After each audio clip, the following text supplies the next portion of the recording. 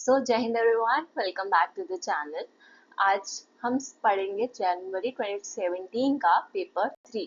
Yes, अगर आपको नहीं पता पेपर 3 क्या है तो अगर आपने मेरा प्रीवियस लेक्चर देखा होगा, उसमें मैंने आपको 2017 जनवरी का पेपर 2 करवाया था। ठीक है, पॉलिटिकल साइंस का ही। तो हमें पता है कि 2017 और 18 तक क्या होता था कि पेपर जो था, पेपर 1, पेपर 2, पेपर 3, ऐसे 3 पेपर आते थे। जिसमें पेपर 2 जो था उसके अंदर हमने पेपर 2 के 50 क्वेश्चन पिछले लेक्चर में कवर किए थे 2017 के ही जनवरी के। आज हम कवर करने वाले हैं पेपर 3। ठीक है, पेपर 3 का जनवरी 2017 का 75 क्वेश्चंस। ठीक है, और पेपर 1 तो आपको पता है जो सबके लिए कॉमन होता है वही है। ठीक है, तो 75 क्वेश्चंस यहाँ से कवर करेंगे। सो आई होप आपको ये जो प्रीवियस लेक्चर अच्छा लगा होगा, और आज हम कोशिश करेंगे कि जो 75 क्वेश्चन है वो हम कम से कम 80 टू 90 मिनट्स में खत्म कर लें। ठीक है, क्योंकि 75 क्वेश्चन 75 मिनट्स में खत्म करने का मतलब है कि सिर्फ क्वेश्चन पढ़ा और आंसर देखा बस हो गया, नहीं। हमें इसको क्या करना है, पीवाईक्यू तो कोई खुद से भी कर सकता है, लेकिन हम इसको एनालाइज करना है, एक्सप्लेनेशन देखनी है। ठीक है, समझना है कि कहाँ से क्वेश्चन बन रहे हैं, क्या टॉपिक से क्वेश्चन आ रहे हैं, क्या हमें पढ़ना चाहिए, क्या नहीं पढ़ना चाहिए। और इनफैक्ट आपके कम से कम 1000+ क्वेश्चन तो यहीं से सॉल्व हो जाएंगे पीवाईक्यू से। और 1000+ मतलब 500+ कॉन्सेप्ट सॉल्व हो जाएंगे, और 1000+ क्वेश्चन हम प्रैक्टिस कर लेंगे पेपर से पहले। तो आपको बहुत फायदा करेगा ये सारी चीजें, कि अगर आपने नहीं भी पढ़े होंगे ना, कॉन्सेप्ट्स वगैरह नहीं भी पढ़े कभी, सिर्फ पीवाईक्यू भी सॉल्व करके गए होंगे, तब भी आपका 60 to 70% पेपर सॉल्व हो सकता है आराम से। ठीक है, डिपेंडिंग अपॉन कि कैसा पेपर आया है। लेकिन ऐसे नहीं कि सिर्फ सिर्फ पीवाईक्यूज कर लिया और आंसर देख लिया, नहीं। पूरा एक्सप्लेनेशन, उसका एनालिसिस, उसके चारों ऑप्शन को समझना, पढ़ना, तब जाके मैं कह रही हूँ कि 60 to 70% पेपर आपका हमेशा पीवाईक्यू बेस्ड ही होता है, या कभी कभार तो 80% भी जाता है, 80 to 90%, डिपेंडिंग अपॉन कि क्या कैसा क्वेश्चन पेपर सेट किया गया है। ऑल्दो हमें पता है कि 20% चांसेस होते हैं कि हमेशा नए कॉन्सेप्ट तो आते ही हैं। ये पार्ट 2 है, मैं आपको फिर से याद करा दूं। पार्ट 1 हम ऑलरेडी कवर कर चुके हैं। जिसने नहीं देखा, आपके लिए मैंने अलग से प्लेलिस्ट बना दी है, जिसमें अभी सिर्फ एक ही वीडियो है, सेकंड वीडियो ये डलेगा। ठीक है, तो प्लेलिस्ट में आप देख लेना, पीवाईक्यू एनालिसिस के नाम से वो प्लेलिस्ट है। ठीक है, सो लेट्स बिगिन आज का क्वेश्चंस।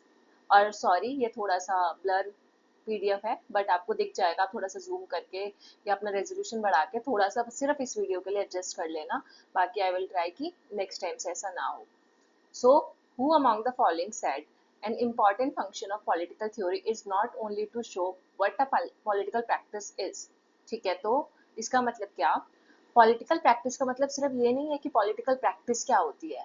ठीक है, पर उसका मतलब ये भी है, पॉलिटिकल थ्योरी का फंक्शन ये भी है, सिर्फ पॉलिटिकल प्रैक्टिस क्या होता है वो समझाना नहीं, बल्कि ये भी समझाना कि उसका मतलब क्या है, या उसका मतलब क्या हो सकता है, व्हाट ऑट टू मीन। ठीक है, और उसको कैसे अल्टर किया जा सकता है। तो पॉलिटिकल थ्योरी जो है, व्हाट इट इज, जो है, चीजें ऑलरेडी एग्जिस्ट कर रही हैं, उसको वो ऑल्टर करने की भी क्षमता रखती है। तो ये कुछ पॉलिटिकल थ्योरी के फंक्शंस हैं। अब आपको बताना है ये फंक्शंस, इनमें से कौन से फिलोसफर ने ये बात बोली थी, कि पॉलिटिकल थ्योरी की ये डेफिनेशन दी थी और फंक्शंस बताए थे पॉलिटिकल थ्योरी के। पहले तो आप ये फंक्शंस याद रख लो। ठीक है, कि अगली बार हो सकता है कि थिंकर का नाम आ जाए और बोल दे कि आपको ये इस थिंकर ने क्या फंक्शंस दी हैं। सो इसका करेक्ट आंसर है जे.एच. सेबाइन। ठीक है, तो जे.एच. सेबाइन ने फंक्शंस ऑफ पॉलिटिकल थ्योरी बताए थे कि फंक्शन ऑफ पॉलिटिकल थ्योरी क्या है। पॉलिटिकल थ्योरी का मकसद सिर्फ पॉलिटिकल प्रैक्टिस को बताना नहीं है, उसको समझाना भी है और उसको अल्टर करना भी है। ठीक है, सो अब आप अगली बार से जो नेक्स्ट क्वेश्चन होगा ना, उसमें आपको खुद से ही क्या करना है, अपने आप अपना वीडियो पॉज करना है। जब मैं क्वेश्चन पढ़ दूं, आपको क्वेश्चन समझ आ जाए, वीडियो पॉज करो, आंसर दो, और फिर देखो कि मैं क्या आंसर दे रही हूँ। ठीक है, who among the following disputed the view that human behavior could be adequately described without reference to their intentions, motives and reasons of the actors involved? इनमें से किसने कहा था कि ह्यूमन बिहेवियर को समझने के लिए हमें वो ह्यूमन का इंटेंशन, मोटिव या रीजन की उसने ऐसा क्यों किया, ठीक है, उसकी जरूरत ही नहीं है। बल्कि आप खुद सोचो, ह्यूमन बिहेवियर को समझना है तो उसके इंटेंशन समझने पड़ेंगे, उनके ह्यूमन, एज अ ह्यूमन हमारे क्या मोटिव्स है, हमारे हम जो भी काम करते हैं उसके पीछे का क्या रीजन है।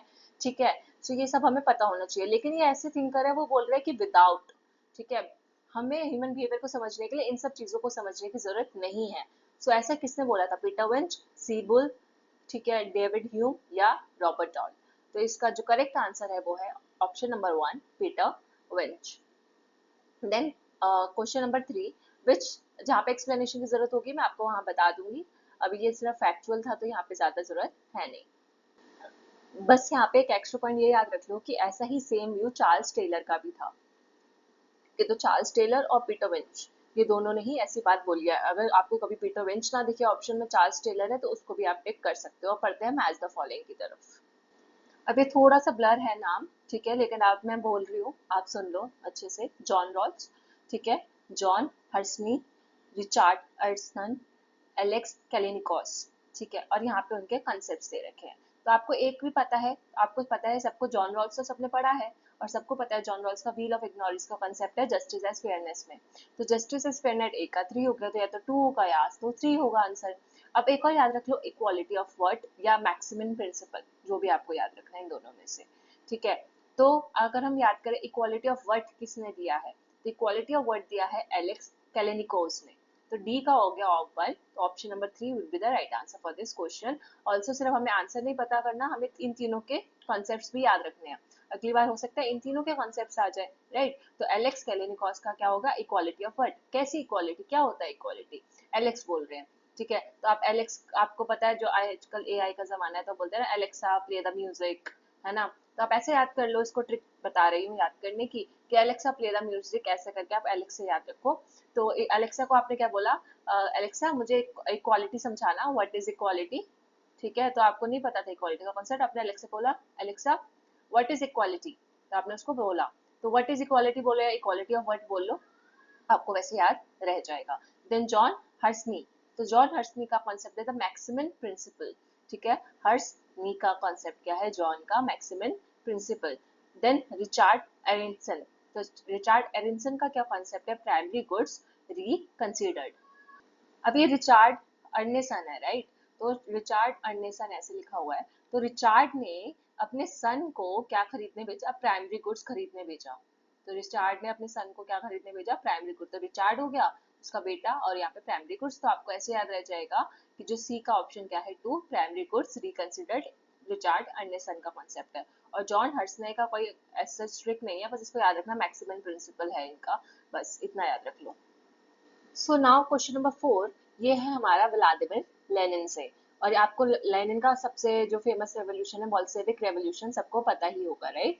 तो बोल्शेविक रेवोल्यूशन के कॉन्टेक्स्ट में ही ये क्वेश्चन आया हुआ है कि लेनिन जो है एक new theory of revolutionary function introduce करते हैं ऑफ इंटेलेक्चुअल्स, ठीक है। तो क्या ये सही है, खुद सोचो। The ideas and not the material conditions of productions are the effective causes of revolution. तो कॉजेज ऑफ रेवोल्यूशन में उन्होंने क्या बोला था लेनिन ने, कि रेवोल्यूशन का कारण क्या होता है, तो बोलते हैं जो हमारे आइडियाज हैं, ठीक है, वो कॉज होते हैं रेवोल्यूशन का, ना कि मटेरियल कंडीशंस ऑफ प्रोडक्शन, जैसे मार्क्सिस्ट बोलते हैं, ठीक है। तो मटेरियल कंडीशन होना वो कोई कारण नहीं है रेवोल्यूशन का, हमारे आइडियाज हमारा मेन मकसद बनते हैं रेवोल्यूशन के लिए। तो पहले आप सोचो क्या सही है क्या गलत और क्या आंसर होना चाहिए। तो इसका करेक्ट आंसर है both A and R true and R is the correct explanation of A. तो अब आपको नहीं पता था, आप लेनिन का ये तीनों दोनों कॉन्सेप्ट्स याद रख लो कि उसने कॉज ऑफ रेवोल्यूशन क्या बोला था और लेनिन ने कौन सी थ्योरी दी थी। तो हमें एक नई थ्योरी हमें पता चली, जो कि है हमारी रेवोल्यूशनरी फंक्शन ऑफ इंटेलेक्चुअल्स की नई थ्योरी उन्होंने दी थी बोल्शेविक रेवोल्यूशन में। और एक और स्लोगन आप याद रख लो, पीस, लैंड एंड ब्रेड। ये स्लोगन बोल्शेविक रेवोल्यूशन में व्लादिमिर लेनिन ने दिया था। ऑल्सो ये कॉन्टेक्स्ट क्या चल रहा है, इसका कॉन्टेक्स्ट समझा दो। तो वो बोलते थे कि जो वर्कर्स है ना, वो कभी भी सोशलिज्म को अचीव नहीं कर पाएंगे बिना लीडर्स के। अगर लीडर्स नहीं होंगे तो सोशलिज्म भी नहीं होगा, ऐसा इनका मानना था। इसलिए वो बोलते हैं कि इंटेलेक्चुअल्स होने चाहिए। अगर वर्कर्स चाहते हैं कि उनका रेवोल्यूशन सक्सेसफुल हो, तो उनका इंटेलेक्चुअल्स का होना उनके साथ बहुत जरूरी है। अब यही सारे क्वेश्चन जो है आपको हिंदी में भी मिल जाएंगे, ठीक है। मैं पीडीएफ दे दूंगी तो आप हिंदी में भी क्वेश्चन देख सकते हो, जो भी हिंदी मीडियम वाले हैं। वैसे तो मैं क्वेश्चंस को हिंदी में रिपीट कर रही हूँ, ताकि अगर कोई हिंदी मीडियम का देख रहा है तो उसको भी समझ आ जाए। Then who among the following declared for me morals ethics and religion are convertible terms. किसने ऐसा बोला था, आईपीटी के थिंकर स्टार्ट होगा आईपीटी का, ठीक है। तो एक तरीके से यूनिट वाइज ही मानो, for me morals ethics and religion are convertible terms. A moral life without reference to religion is like a house built upon sand. एक मतलब क्या कि मोरल्स, एथिक्स और रिलीजन एक जैसे टर्म्स है मेरे लिए। और अगर एक मोरल लाइफ अगर आपको जीनी है और अगर आप मोरल लाइफ जी रहे हो लेकिन बिना रिलीजन के जी रहे हो, तो वो क्या है, एक तरीके से एक ऐसा घर है जो कि रेत पे बना हुआ है, जो कभी भी गिर सकता है, अगर रिलीजन नहीं तो कुछ नहीं। ऐसा कौन बोलता है? आपको बहुत एविडेंट है, ऐसे किसके आइडियाज हो सकते हैं? सो ऑब्वियसली वो थे महात्मा गांधी। और आपको पता है कि जितने भी लोग अगर रिलीजन और पॉलिटिक्स को अलग करने की बात करते थे, महात्मा गांधी उन सबके खिलाफ थे। ऐसा बोला भी जाता है कि जैसे मैकेवली हो गया, ठीक है, कौटिल्य हो गया, तो ये सारे थिंकर्स उनको मतलब उनकी आइडियोलॉजी के थोड़ा सा विपरीत बातें करते हैं। और ये हिंदी में क्वेश्चन लिखा हुआ है, मेरे लिए आचार नैतिकता तथा धर्म विनिमय पद है, धर्म के संदर्भ के बिना एक नैतिक जीवन रेत पर निर्मित भवन के समान है। ठीक है, so now coming to six question. एक तरफ प्लेटो के डायलॉग्स हैं, एक तरफ उनकी मेन थीम्स है, तो आपको मैच करना है। तो सबसे पहले सिंपोजियम देखते हैं, सिंपोजियम में उन्होंने क्या बात बोली थी। तो सिंपोजियम उनका जो है पूरा का पूरा द मेटाफिजिक्स ऑफ लव, प्यार से रिलेटेड है। ठीक है, तो आपको बस ये लव वर्ड याद रखना है और सिंपोजियम याद रखना है। देन फिलिबस, फिलिबस किससे रिलेटेड है? Application of theory of ideas to the sphere of ethics. ठीक है, तो फिलिबस, फिल से आप याद रख लो कि फिल एथिक्स, एथिक्स को हमें फिल करके रखना है। ठीक है, हमारे कभी भी एथिक्स खत्म नहीं होने चाहिए। तो फिलिबस का ये हो गया बी का 3। देन टिमस और रिपब्लिक। अब आप सोचो पॉलिटिक्स के बारे में कौन सी बुक होगी, तो पॉलिटिक्स के बारे में ऑब्वियसली द रिपब्लिक तो है ही। तो डी का 2 भी पता कर लेते तो आंसर निकल जाता, लेकिन हम तो 2017 का पेपर तो दे नहीं रहे ना, हम टाइम मशीन में वापस जा सकते हैं। हमें तो सब कुछ याद रखना पड़ेगा ना, अगर अब दोबारा पेपर में आ गया तो Timaeus is the sphere of physics. ठीक है, और टाइम, टाइम किसके बारे में? जो जैसे आपको पता होगा टाइम जो है कैलकुलेटिव होता है। ठीक है, और फिजिक्स के जो बहुत सारे फॉर्मूला है उसमें ऐसा ऐसा टाइम का फॉर्मूला लगता है, ऐसे करके कुछ भी याद कर लो। So coming to the next question. So ये है असर्शन रीजनिंग का क्वेश्चन। इसमें बोला गया है कि कोई भी ऐसा जेन्युइन अंडरस्टैंडिंग नहीं है जिसके बेसिस पे हम ये बोल सके कि जो एरिस्टोटल के जो ओपिनियंस है, उनके जो आइडियाज है, वो प्लेटो के एकदम विपरीत है, अपोजिट है। ऐसा कोई अभी तक जेन्युइन अंडरस्टैंडिंग नहीं है। दूसरा बोला गया है रीजन, एरिस्टोटल का जो सिस्टम है वो एक तरीके से जो एरिस्टोटल ने पॉलिटिकल सिस्टम समझाया है, वो उसमें उन्होंने आइडियलिज्म को फिलोसफाइज किया है। ठीक है, free from the defects of Plato system. और ये इसका जो एरिस्टोटल का जो आइडियलिज्म का आइडिया है वो प्लेटो के सिस्टम में जो डिफेक्ट्स थे उससे वो फ्री है। तो एजर्शन और रीजनिंग करेक्ट है, ये तो हमें पता चल गया। कनेक्शन भी बन रहा है, क्योंकि अगर आप इसमें बिकॉज लगा के देखो, जो फर्स्ट स्टेटमेंट है वो बोल रहा है कि प्लेटो का और एरिस्टोटल का आपस में कोई ऐसा ऐसा कुछ नहीं है कि वो अपोजिट हो, और दूसरी स्टेटमेंट भी यही बोल रही है कि जो प्लेटो का जो सिस्टम जो डिफेक्ट है और जो एरिस्टोटल का जो सिस्टम है आइडियलिज्म को लेकर, वो एकदम उससे अलग है। अगर इसी को हम हिंदी में देखें ना तो आपको अच्छे से समझ आ जाएगा। वैसे इसका फर्स्ट ये हो गया, हिंदी में भी एक बार दिखा देती हूँ। सो देखो सेकंड स्टेटमेंट, फर्स्ट तो समझ आ गई, अरिस्तु की व्यवस्था प्लेटो की व्यवस्था की त्रुटियों से मुक्त आदर्शवाद को दार्शनिक रूप देने का एक प्रयास है। ठीक है, समझ गए? अब एक दो बारी और पढ़ोगे आ जाएगा समझ। सो अगेन असर्शन रीजनिंग का क्वेश्चन, क्वेश्चन नंबर 8। मैकेवली जो है डबल स्टैंडर्ड्स ऑफ मॉरल्स की बात करते हैं, मतलब कि वो डुअल मोरालिटी की बात करते हैं।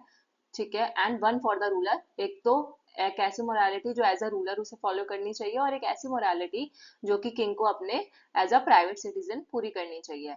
दूसरा, the ruler as a creator of the state is not the outside the law, क्योंकि जो रूलर है वो स्टेट का क्रिएटर है। ठीक है, स्टेट उसने बनाया है, स्टेट उसको चलाना है, तो वो कभी भी उस सिचुएशन में लॉ के बाहर रहकर कोई काम नहीं कर सकता। ठीक है, is not only outside the, sorry, तो वो सिर्फ लॉ के बाहर नहीं है, and outside the morality as well. तो रूलर को जब वो एज अ किंग फॉलो कर रहा है, तो अगर उसको कभी मोरालिटी छोड़नी भी पड़े अपनी जनता के हित के लिए, तो उसको इमोरल होना भी मंजूर है। तो ऐसा बोलता है कौन? मैकेवली। तो ये दोनों ही करेक्ट है, और इसलिए ये इसका करेक्ट एक्सप्लेनेशन है कि वो डुअल मोरालिटी की बात करते हैं, क्योंकि रीजन में भी डुअल मोरालिटी वाला एग्जाम्पल ही दिया हुआ है। तो first is the correct answer for this question. और वैसे भी मैकेवले तो इजी थिंकर है, आपको आते ही होंगे, डब्ल्यूपीटी का ये यूनिट है। ठीक है, सो ये आप पर समझ आ गया होगा। Then question number 9, whose ideas of the following were incorporated in the philosophical radicalism of utilitarianism। तो किसने यूटिलिटेरियनिज्म के आइडियाज को दिया था, फिलोसफिकल रेडिकलिज्म और यूटिलिटेरियन के आइडिया को डिपिक्ट किया था या दिया था अपनी फिलोसफी में? सो वैसे तो हम आपको यूटिलिटेरियन थिंकर याद आते हैं तो बेंथम याद आता होगा, मिल याद आता होगा, पर इसमें तो ऑप्शन में भी नहीं है। सो इसका जो करेक्ट आंसर है वो है थॉमस हॉब्स। थॉमस होब्स भी यूटिलिटेरियन थिंकर है। अगर आपने उनका स्टेट ऑफ नेचर पढ़ा होगा तो वो बोलते हैं कि स्टेट ऑफ नेचर में सब जो लोग हैं वो अपनी हैप्पीनेस के बारे में सोचते हैं, वो सेल्फिश होते हैं, ब्रूटल होते हैं, ये होता है वो होता है। ठीक है, और वो बोलते हैं कि इसलिए वो हमें एक पावरफुल स्टेट बनाने की जरूरत है, जिसको वो लिव्याथन भी बोलते हैं। ठीक है, एक पावरफुल स्टेट होगा जो सब पे रूल करेगा और वो हमारे किसके लिए होगा? सेल्फ प्रिजर्वेशन के लिए होगा। मतलब उसके खुद के सेल्फ प्रिजर्वेशन के लिए नहीं, वो अपना सेल्फ ग्लोरिफिकेशन नहीं करेगा। जो लेवियाथन होगा, जो थर्ड पार्टी होगा, वो सेल्फ ग्लोरिफिकेशन के लिए नहीं होगा, वो हमारी सिक्योरिटी के लिए होगा, हमारे लाइफ को प्रिजर्व करने के लिए होगा। ठीक है, सोसाइटी में वो ऑर्डर लेकर आएगा, पीस लेकर आएगा। तो इन सब के लिए हमें एक स्टेट बनाना है, और इसलिए वो इटालिटेरियनिज्म का कॉन्सेप्ट देते हैं। Exertion reasoning का question next, question number 10. Karl Marx is interpreted by some as an economic determinist, but by other as humane socialist. तो कार्ल मार्क्स को कुछ लोग जो है इकोनॉमिक डिटर्मिनिस्ट बोलते हैं और कुछ लोग ह्यूमन सोशलिस्ट बोलते हैं. The problem stems from the wide range and complex nature of his own writings. तो ऐसा जो लोगों के जो कंफ्यूजन है ना कि कार्ल मार्क्स इकोनॉमिक डिटर्मिनिस्ट थे या ह्यूमन सोशलिस्ट थे, ऐसी जो प्रॉब्लम इमर्ज हुई है वो इसलिए इमर्ज हुई है उनकी खुद की राइटिंग्स की वजह से. क्योंकि जो यंग मार्क्स की राइटिंग्स अलग है और जो ओल्ड मार्क्स मतलब जो उसके बाद जो मार्क्स की राइटिंग्स है वो अलग है, उसमें वो अपने ही व्यूज को कॉन्ट्रडिक्ट कर रहे हैं. तो ऐसा है या नहीं? So yes, this is the correct explanation और दोनों ही सही हैं. तो option 1 will be the correct answer और मैंने आपको समझा भी दिया. 11th, who among the following define civil power is the right of making laws with penalties. कि सिविल पावर की डेफिनेशन किसने दी है? कि सिविल पावर का क्या मतलब है? कि लॉज बनाना, पेनल्टीज के साथ लॉज बनाना, for the regulating and preserving the property, property को प्रिजर्व करने के लिए, and employing the force of the community. तो हमें ऐसे लॉज बनाने हैं और पेनल्टी भी लगानी है, मतलब पनिशमेंट भी देनी है. क्यों? क्योंकि ताकि हम अपनी प्रॉपर्टी को प्रिजर्व कर सके, कम्युनिटी को, जो कम्युनिटी है उसको प्रिजर्व कर सके in the execution of such laws. All this only for the public good. और ये सब क्यों करा जा रहा है? सारे लॉज किसके लिए? उसका मेन एम क्या है? Public good. ठीक है, तो सारे लॉज का मेन एम एक ही होना चाहिए, पब्लिक गुड. तो ये जो सिविल पावर का ये जो स्टेटमेंट है या जो डेफिनेशन है वो किसने दिया है? तो इसका जो करेक्ट आंसर है वो है option number C, John Locke. क्योंकि आपको पता है जॉन लॉक बात किसकी करते हैं? Right to life, liberty and property. और यहाँ पे आपको एक कीवर्ड दिख ही रहा था यहाँ पे, प्रॉपर्टी. ठीक है, और राइट टू प्रॉपर्टी एक तरीके से. तो ये उनका स्टेटमेंट है. तो यहाँ पे आपको ये क्वेश्चन नंबर 8 पहले तो जैसे ऐसे है, इसमें 4 क्वेश्चन इंग्लिश में, फिर 4 हिंदी में, 4 इंग्लिश 4 हिंदी, ऐसा ही. ठीक है, तो आप यहाँ पे हिंदी में भी इसको देख सकते हो. देन चलते हैं next. Who among the following said ideology is the most elusive concept in the whole of social science. किसने ऐसा कहा था कि जो आइडियोलॉजी है उसको समझना बहुत ही मुश्किल है पूरे के पूरे सोशल साइंसेस में. तो पूरे सोशल साइंसेस में जितने भी चीजें हैं सबसे ज्यादा समझना आइडियोलॉजी को मुश्किल है. तो ऐसा किसने कहा था? तो इसका जो करेक्ट आंसर है वो है ऑप्शन नंबर बी, डेविड मैक्लियान ने. ठीक है, तो डेविड मैक्लियान की आइडियोलॉजी की डेफिनेशन है, याद रखना. Then arrange the following works of Shri Aurobindo in the chronological order. तो ये आपने, अगर आप मेरी आईपीटी की सीरीज देखी हुई है जो मैंने 3 पार्ट्स बनाए थे, अगर आपको देखा है, मैंने आपको पूरी की पूरी सारे के सारे जो बुक्स है औरबिंदो की ट्रिक से याद कराई थी कि पहले क्या हुआ, फिर क्या हुआ, फिर कौन सी बुक आई, फिर कौन सी बुक आई. तो अगर आपने देखा होगा तो इसलिए सॉल्व कर सकते हो. तो अब देखो क्या होगा इसका करेक्ट आंसर. सो इसका करेक्ट आंसर है ऑप्शन नंबर 1. वैसे तो लव एंड डेथ जो थी बहुत बाद में पब्लिश हुई थी 1948 के आसपास. ठीक है, ये उससे पहले तो लाइव डिवाइन और ये तीनों आ चुकी थी. लेकिन इसमें ए पहले दिया हुआ है क्योंकि हो सकता है क्योंकि लव एंड डेथ जब लिखी गई थी तो वो 1899 में लिखी गई थी. राइट, तो 1899 में लिखी गई थी, उस हिसाब से A first option will be the correct answer. और वैसे जो मैंने आपको ट्रिक से याद कराया था तो उसमें मैंने आपको ये लव एंड डेथ बहुत बाद में बताई थी. ये वाली बुक नहीं थी, एक तरीके से उनकी पोएम्स थी. तो क्योंकि मैंने उसका पब्लिश डेट डाला था और यहाँ पे मैंने दोबारा क्रॉस चेक किया तो यहाँ पे उनका जिस टाइम पे उन्होंने लिखी उस टाइम का ये बात कर रहे हैं. सो कोई बात नहीं. वैसे भी आंसर में बी डी सी बस ए तो कुछ है ही नहीं, कहीं पे भी ए लास्ट में नहीं आ रहा, तो इसको हमने मान सकते हैं और बाकी बी डी सी इसका करेक्ट आंसर होगा. ठीक है, वैसे तो लाइफ डिवाइन के बाद एसेस ऑन गीता आता है और फिर सावित्री आता है, पर इसमें कोई चारों ऑप्शन में से कोई बन ही नहीं रहा. सो आप इसको वैसे याद कर सकते हो. Which one of the following statement is not true in the case of liberalism? तो ideologies के क्वेश्चन है unit 1. Then liberal thought focus upon needs and interests of the individual. क्या liberalism individual की बात करता है rather than those any group or collective? तो सही बात है कि liberalism individual की liberty की बात करता है. तो not true पूछा है. Then the liberals desires to create a society in which individual is capable of developing and flourishing to the fullness of his or her potential.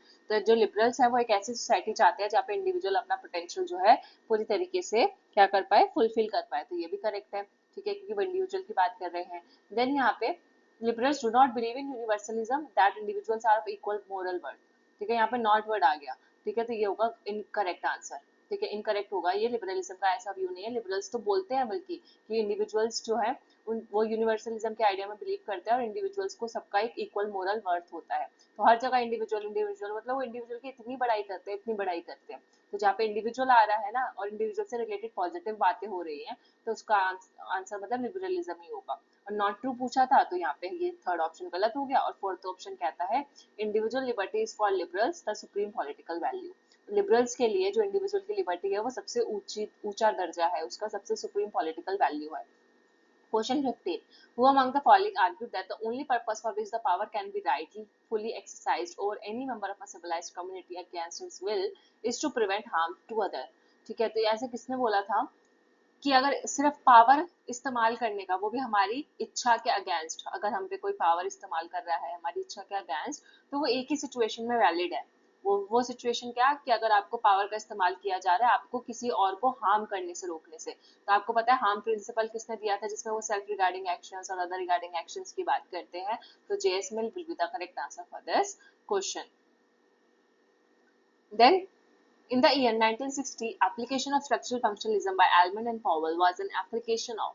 तो 1960 में एल्मंड एंड पावल ने स्ट्रक्चरल फंक्शनलिज्म दिया था। तो पहले यही याद रख लो, यही के यही कि एल्मंड एंड पावल, जैसे हम कंपैरेटिव पॉलिटिक्स की बात कर रहे हैं यहाँ पे, तो एल्मंड एंड पावल का कौन सा कॉन्सेप्ट है, सबसे पहले तो ये याद रखो स्ट्रक्चरल फंक्शनलिज्म का कॉन्सेप्ट है।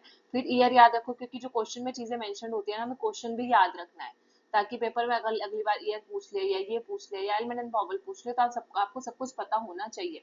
ठीक है, तो इन्होंने जो स्ट्रक्चर, इसका जो एप्लीकेशन है, इसकी जो ये जो थ्योरी है एल्मंड पावल की स्ट्रक्चरल फंक्शनलिज्म की, इसको जब अप्लाई किया गया था तो वो किसका ही एक एप्लीकेशन था बेसिकली। सो इसका करेक्ट आंसर है डेविड ईस्टन की जो पॉलिटिकल सिस्टम का फ्रेमवर्क उन्होंने दिया था, इनपुट आउटपुट मॉडल, जिसको हम ब्लैक बॉक्स मॉडल भी बोलते हैं। ठीक है, कि डिमांड्स आते हैं पॉलिटिकल सिस्टम के अंदर, डिमांड्स आती है और फिर बाद में पॉलिसी बनती है। ठीक है, इनपुट आउटपुट मॉडल से रिलेटेड है। तो जब ईस्टन का जो ये डेविड ईस्टन का जो ये मॉडल था ना पूरा, इसी का एप्लीकेशन हमें एल्मंड एंड पावल के स्ट्रक्चरल फंक्शनलिज्म अप्रोच में देखने को मिलता है। Then question number 17, economics is value free but political economy originates in the context of ideological debate of the 18th century। ठीक है, तो ये बात किसने बोली है कि जो पॉलिटिकल इकोनॉमी थी वो 18 सेंचुरी की जब आइडियोलॉजिकल डिबेट्स चल रही थी तो तब पॉलिटिकल इकोनॉमी इमर्ज हुई थी और इकोनॉमिक्स जो है वो वैल्यू फ्री है।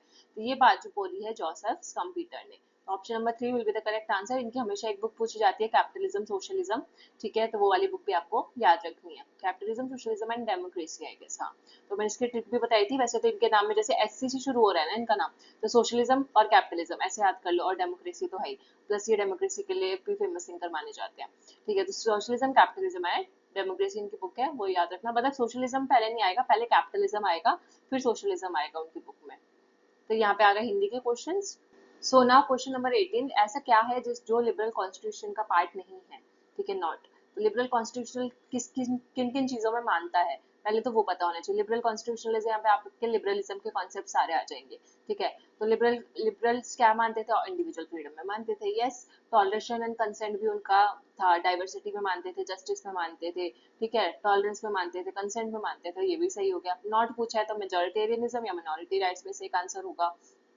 सो आप खुद सोचो, जो लिबरल्स है वो इंडिविजुअल फ्रीडम की बात कर रहे हैं, तो इंडिविजुअल तो खुद में भी एक मिनॉरिटी है ना, तो मतलब हर बंदे को जब एक हर पर्सन हर इंडिविजुअल की वो बात कर रहे हैं तो मिनॉरिटी की बात क्यों नहीं करेंगे। तो मिनॉरिटी राइट्स की भी बात होती है। ऐसा कॉन्स्टिट्यूशन जहाँ पे लिबरल कॉन्स्टिट्यूशनलिज्म की प्रैक्टिस की जाती है वहाँ पे इन सब चीजों की बात होती है, लेकिन मेजोरिटेरियनिज्म की बात नहीं होती, क्योंकि मेजोरिटेरियनिज्म तो ग्रुप्स और कम्युनिटी से रिलेटेड हो जाएगा। Then question 19, the presidential system operates most successfully in USA. तो सबसे ज्यादा जो प्रेसिडेंशियल सिस्टम है वो अब आज तक सबसे ज्यादा यूएसए में बहुत सक्सेसफुल रहा है, उसका क्या कारण है।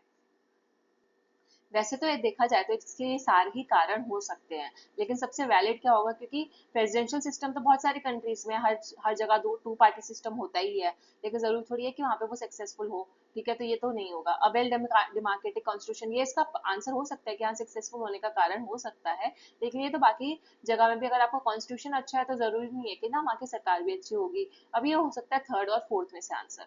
ठीक है, जो सबसे वैलिड है। तो एनटीए ने जो आंसर दिया था वो था ऑप्शन नंबर 4, तो हमें भी ये याद रखना पड़ेगा। वैसे जुडिशियल रिव्यू भी हो सकता है, पर अगर देखा जाए तो जुडिशियल रिव्यू भी बहुत सारी कंट्रीज में है, लेकिन वो सक्सेसफुल तब भी नहीं है। तो minor contradiction in society, society में कम से कम वो मतलब कॉन्ट्राडिक्शन का होना, कन्फ्लिक्ट्स का होना, जहाँ पे लड़ाइयाँ कम होंगी तो ऑब्वियसली वो सिस्टम सक्सेसफुल तो होगा ही, जहाँ पे मतभेद कम होंगे। तो वैसा ही याद रखना है, मतलब कॉमन सेंस के बेसिस पे ये आंसर था, fourth option. Then question number 20, the House of Lords in Great Britain is mainly retained because the Great Britain में House of Lords जो है वो बने रहे, क्यों बने रहे आज तक? क्योंकि उन्होंने अपने आप को एक एज अ इंस्टीट्यूशन मेंटेन करके रखा हमेशा। तो option 4 will be the right answer कि हाउस ऑफ लॉर्ड्स जो है ग्रेट ब्रिटेन में उनकी जो ताकत है, ठीक है, तो उनकी जो शक्ति का जो राज है वो उन्होंने अपने आप को एज अ इंस्टीट्यूशन बना के रखा है, ठीक है। Not boost is the secret of my energy, नहीं, institution is the secret of their energy.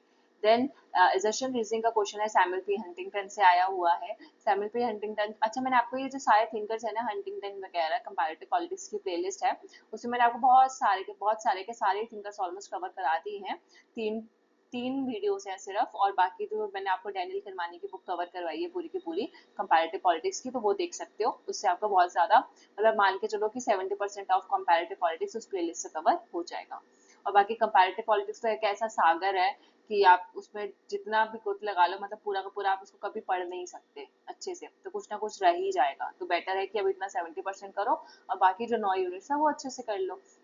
Then Huntington is correct in asserting that the combination of the role of the state and the government of the US president is medieval practice. कि Huntington का ये मानना कि ये जो USA का जो president है, उनका जो रोल है, स्टेट का भी रोल वो निभाते हैं और कुछ हद तक गवर्नमेंट का भी, मतलब हेड ऑफ द स्टेट भी है और वो हेड ऑफ द गवर्नमेंट भी है। तो इनका ये जो कंबाइनिंग रोल है ना, वो एक मिडिवल टाइम्स की एक प्रथा है, मिडिवल टाइम से ये चलता आ रहा है। तो ऐसा हंटिंगटन का ये चीज मानना क्या सही है? क्या वो ऐसा बोलते थे? तो असर्शन, वो ऐसा बोलते थे ये तो हमें पता है, पर क्या ऐसा सही है, ऐसा सच्ची में है? तो yes, assertion is right. R it is because, और रीजन लिखा हुआ है क्योंकि बाकी लिबरल डेमोक्रेसीज में अगर हम देखें तो ये जो रोल है वो कंबाइंड नहीं है, ठीक है। बाकी लिबरल डेमोक्रेसीज में ऐसा नहीं होता कि president he head of the state का भी काम कर रहा है, हेड ऑफ द गवर्नमेंट का भी, वहां पे अलग अलग रोल्स होते हैं, ठीक है। सो ऐसा बाकी जगह पे देखने को नहीं मिलता, इसलिए हम बोल सकते हैं कि ये मिडिवल प्रैक्टिस है जो यूएसए के प्रेसिडेंट के टाइम से चलती आ रही है, वहां की प्रथा है। सो ये जो है करेक्ट आंसर हो गया, और option 1 will be the right answer for this question. Question number 22. The growth of judicial power over the last 100 years in liberal democracies have taken place because the judicial power जो है पिछले 100 सालों में बढ़ता गया है। स्पेशली कहाँ पे? जुडिशरी की जो पावर है ज्यादातर लिबरल डेमोक्रेसीज में बढ़ती जा रही है। क्यों बढ़ रही है?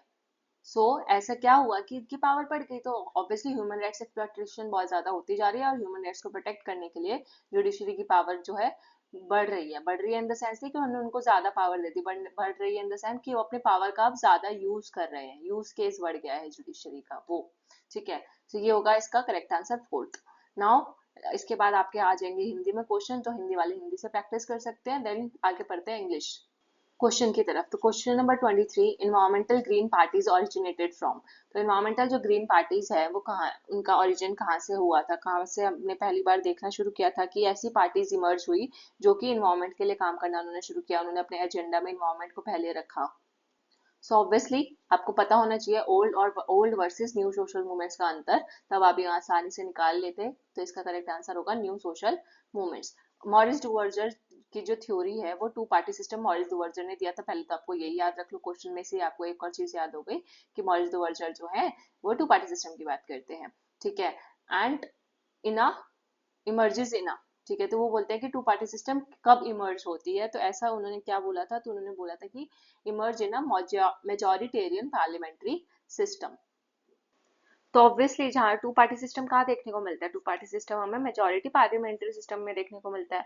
और वैसे भी अगर आप बाकी 3 ऑप्शन बढ़ो तो कहीं से नहीं होता कि वेलफेयर स्टेट है तो जरूरी नहीं है कि वहाँ पे टू पार्टी सिस्टम होगा, या अगर होमोजीनियस पॉलिटिकल ऑर्डर है तो होमोजीनियस है तो वन पार्टी या डोमिनेंट पार्टी सिस्टम होगा, रिप्रेजेंटेशनल पार्लियामेंट्री सिस्टम है तो वहाँ पे मल्टी पार्टी सिस्टम होगा या कोलिशन सिस्टम होगा, तो वो रिप्रेजेंटेशनल वाले केसेस में होता है। लेकिन टू पार्टी सिस्टम जहाँ पे मेजॉरिटेरियन पार्लियामेंट्री सिस्टम है, ठीक है, मेजॉरिटी में एक पार्टी आती है और दूसरी पार्टी या 2 पार्टी मेजोरिटी में होती है, कभी ये जीतती है कभी ये जीतती है, मतलब उसके अलावा कोई ज्यादा ऑल्टरनेटिव है ही नहीं, तो वो मेजोरिटेरियन पार्टी सिस्टम में होगा, ऐसा दुवर्जर बोलते थे, मॉरिस दुवर्जर।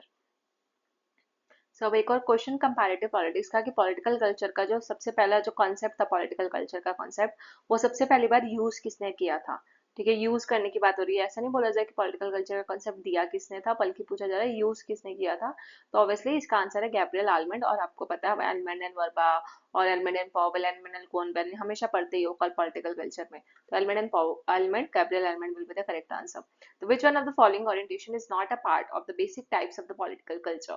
ठीक है, इनमें से और एक ऑल जो है कम्युनिकेशन थ्योरी के लिए फेमस है। ठीक है, बाकी थिंकर्स आपको आगे क्वेश्चन पेपर पे मिलेंगे तो मैं आपको बता दूंगी। विच one of the following orientation is not a part of the basic types of political culture. इनमें से ऐसा क्या है जो पॉलिटिकल कल्चर से रिलेटेड या टाइप ऑफ पॉलिटिकल कल्चर से रिलेटेड नहीं है, कौन सा ओरिएंटेशन नहीं आता। तो कॉग्निटिव ओरिएंटेशन हमको चाहिए होता है, पॉलिटिकल कल्चर कैसा होगा। ठीक है, मार्केट सिटीजन कैसे होगा, पार्टिसिपेटरी होगा कि नहीं होगा, ठीक है, एक्टिव होगा कि नहीं होगा। सो उससे कॉग्निटिव ओरिएंटेशन पे डिपेंड करता है कि वहाँ के लोगों की समझ कैसी है। दूसरा अफेक्टिव ओरिएंटेशन, अफेक्टिव यानी कि हमारी फीलिंग से रिलेटेड। ठीक है, तो वहाँ के लोग अपने सरकार के प्रति कैसा भाव रखते हैं। ठीक है, तो उसका वो भी मतलब ओरिएंटेड अफेक्टिव ओरिएंटेशन का फर्क भी पड़ता है इस तरीके के पॉलिटिकल कल्चर पे। देन इवेल्युएटिव ओरिएंटेशन, तो evaluative orientation is also right, because evaluative क्या होता है एक तरीके से अगर आप देखा जाए तो जजमेंट, फीडबैक, ये सारी चीजें। तो ये सारी चीजें भी इंपॉर्टेंट है पॉलिटिकल कल्चर के लिए। ऑल्दो इंडिविजुअल ओरिएंटेशन इंपॉर्टेंट नहीं है। हर अब इंडिविजुअल तो मान लो 1 करोड़ है, ठीक है, हर 1 करोड़ का हर इंडिविजुअल का अपना एक ओपिनियन होगा। तो इंडिविजुअल का ओपिनियन मैटर थोड़ी करेगा कि पूरा का पूरा पॉलिटिकल कल्चर कैसा है। ठीक है, एक मेरा ओपिनियन अलग है या मेरी सिर्फ सोसाइटी का भी 10 लोगों का ओपिनियन अलग है, तो 10 लोगों का ओपिनियन ये तो थोड़ी डिसाइड करेगा कि 1 करोड़ जनता का जो पॉपुलेशन है उसका पॉलिटिकल कल्चर कैसा होगा। तो ये नहीं होगा, बस आपको ये याद रखो सी, ए और ई। ठीक है, या ए बी सी डी में ऐसे याद रख लो, ए, सी और ई। तो पहले अफेक्टिव, कॉग्निटिव और इवेलुएटिव। ठीक है, तो ए बी सी डी हम बोलते ही हैं वैसे भी, तो ए बी हट गया, सी और ई। ए मतलब ऐसे हो गया ना, ए बी हटाया, सी डी हटाया और फिर ई, तो बी और डी हट गए, तो ए सी ई यानी कि अफेक्टिव, कॉग्निटिव और इवेलुएटिव ओरिएंटेशन की हम स्टडी करते हैं, और ये जरूरी होते हैं पॉलिटिकल कल्चर के बेसिक टाइप्स को समझने के लिए। Then question number 27। सो अब क्वेश्चन नंबर 27 क्या बोलता है कि जो प्रोग्रेसिव कंपैरेटिव्स हैं पॉलिटिकल डेवलपमेंट में, do not emphasise one of the following. तो नॉट आ गया यहाँ पे भी। ठीक है, यहाँ पे भी नॉट ही पूछा हुआ था। सो कि इनमें से ऐसा क्या है जो प्रोग्रेसिव कंपैरेटिव जिसको एम्फसाइज नहीं करते। ठीक है, सो ऑब्वियसली अगर आप ऑड वन आउट भी करो तो सारी ये जो है, फर्स्ट पॉइंट नेगेटिव है, सेकंड पॉइंट नेगेटिव है, डिपेंडेंसी वाला पॉइंट नेगेटिव है, एक पॉइंट यहाँ पे आ रहा है पॉजिटिव। ठीक है, तो obviously fourth will be the right answer for this question. की जो प्रोग्रेसिव कंपैरेटिविस्ट हैं वो बात किसकी करेंगे, जो चीजें नहीं है सोसाइटी में। ठीक है, जो जो नेगेटिव चीजें हैं उसको सुधारने की बात करेंगे ना। अगर हम कोई भी रिसर्च करते हैं तो जो ऑब्वियसली गलत चल रहा है तो उसको हम रिसर्च करते हैं और समझते हैं कि ऐसा क्यों हुआ, क्या हुआ। जो ऑलरेडी सही है, ठीक है, तो उसको तो हम क्या ही करेंगे। तो ऑब्वियसली वो अंडर डेवलपमेंट कैसे ठीक की जाए, डिपेंडेंसी है तो उसके लिए क्या किया जाए, उसके लिए कैसे प्रोग्रेस किया जाए, इंपीरियलिज्म है तो उसके लिए क्या किया जाए। तो इन सब पे वो एम्फेसाइज करते हैं, मॉडर्नाइजेशन पे वो इतना जोर फोकस नहीं करते। Then question number 28, the theory of modernisation and decay is formulated by. Very easy question. तो ये किसने दी है theory of modernisation and decay. मैंने आपको कंपैरेटिव पॉलिटिक्स की प्लेलिस्ट भी कराई थी, उसमें सारे थिंकर्स और इनके आइडिया सब याद कराए हुए हैं। रूस्टो भी कराया है, जो ये लुसेन पाई भी कराया है, लिपसेट भी कराया है, हंटिंगटन भी कराया है, एलमंड वर्गा, एलमंड कोलमैन, एलमंड पॉवल, सब कुछ कराया है। सो आप देख लेना एक बार। तो इसका करेक्ट आंसर क्या होगा, तो ऑब्वियसली इसका करेक्ट आंसर है हंटिंगटन। ठीक है, which one of the following is not an essential prerequisite for making elitism compatible with democracy in computer। ठीक है, तो शम्पीटर या स्कम्पीटर जो भी बोलो, तो नॉट पूछा है कि इनमें से ऐसा क्या है जो जरूरी नहीं है, प्रीरिक्विसाइट नहीं है for making elitism compatible with democracy. अगर हमें डेमोक्रेसी को एलिटिज्म के साथ कंपैटिबल मानना है, ठीक है, तो हमें किस चीज की जरूरत नहीं पड़ेगी, क्या प्री कंडीशन नहीं होगी। ठीक है, क्या क्या जरूरत पड़ेगी पहले वो देख लो, फिर जिसकी जरूरत नहीं पड़ेगी वो ऑड वन आउट हो ही जाएगा, है ना। और ऑब्वियसली हम एलिट डेमोक्रेसी में कंप्यूटर को पढ़ते आए। सो ऑब्वियसली एक एलिट डेमोक्रेसी में किस किस की चीजों की जरूरत होनी चाहिए। तो calibre of politicians must be high, तो ये सही है। पॉलिटिशियंस का जो कैलिबर है वो अच्छा खासा होना चाहिए, तभी वो एलिट क्लास में आके डेमोक्रेसी के साथ मतलब कंपैटिबल हो पाएंगे, उस डेमोक्रेसी में रहकर रूल कर पाएंगे। दूसरा, competition is to take place within a relatively restricted range. और कंपटीशन जो है लिमिटेड होगा तो ज्यादा बेहतर है। बहुत ज्यादा कंपटीशन, हद से ज्यादा कंपटीशन होगा तो वो अच्छा तो है नहीं। तो लिमिटेड कंपटीशन होना चाहिए, रिस्ट्रिक्टेड होना चाहिए। ठीक है, कुछ ना कुछ कंट्रोल हो, कोई भी चीज अनकंट्रोल या आउट ऑफ कंट्रोल जाती है तो खराब ही करती है। तो टू भी सही है। Presence of a well trained independent bureaucracy, तो ऑब्वियसली ऑब्वियसली एक ट्रेंड ब्यूरोक्रेसी का भी होना जरूरी है अगर आपको एक ऐसी डेमोक्रेसी चाहिए जो एलिटिज्म के साथ कंपैटिबल हो, नॉट कम्पीट, कंपैटिबल, ठीक है। एक वेल ऑर्गेनाइज पार्टी सिस्टम। देख इस पार्टी सिस्टम का देखो आपको लगेगा तो सही कि हाँ पार्टी सिस्टम वेल ऑर्गेनाइज होना चाहिए, बट ऐसा इसका प्री रिक्विसाइट या प्री कंडीशन नहीं है। वो तो जब एलिट डेमोक्रेसी आ जाएगी उसके बाद हमें पार्टी सिस्टम का सोचने की जरूरत है कि हाँ ऑर्गेनाइज होना चाहिए एक्सेट्रा। पर प्री रिक्विसाइट क्या होता है कि प्री कंडीशंस क्या होनी चाहिए, कि ऐसी क्या क्या कंडीशंस हो सोसाइटी में जिससे हमारे पास एक चांसेस हो वहां पे एलिटिज्म लाने का। तो ये सारी प्री कंडीशन है, fourth is not a pre condition और प्री रिक्विसाइट, ठीक है। अच्छा ये क्वेश्चन तो इजी है, जिसने कल वाला पेपर 2 देखा होगा 2017 का जो मैंने कल के लेक्चर में कराया था, सो आपको पता होगा ये किससे रिलेटेड है, जिसमें मैंने आपको ये सारे पॉइंट्स बताए थे, rationalism, beliefs and symbols, ideal types of bureaucracy. तो यस इसका करेक्ट आंसर होगा लेजिटिमेट अथॉरिटी भी बताया था, तो Max Weber will be the correct answer for this question, ठीक है। तो मैं आपको कुछ कीवर्ड्स याद कराती जा रही हूँ साथ साथ जो आपको हर थिंकर में काम आएंगे। पार्सन का हमने एक कोड पढ़ा था मनी वाला, पावर इज लाइक मनी, तो वो याद रखना, ठीक है। वर्बा पॉलिटिकल कल्चर के लिए फेमस है, और मार्क्स तो इनका कोई कॉन्टेक्स्ट है ही नहीं यहाँ से, वैसे कार्ल मार्क्स का सबको पता ही है, बॉर्जुआइज्म, अथॉरिटेट वाली फिलोसफी, सुपर स्ट्रक्चर बेस वगैरह। 31 regarding the इंटीरियम government of 1946 which of the following is not correct. तो जो 1946 में इंटीरियम सरकार बनी थी उसके बारे में क्या गलत है, तो ये पॉलिटी का शुरू हो गया।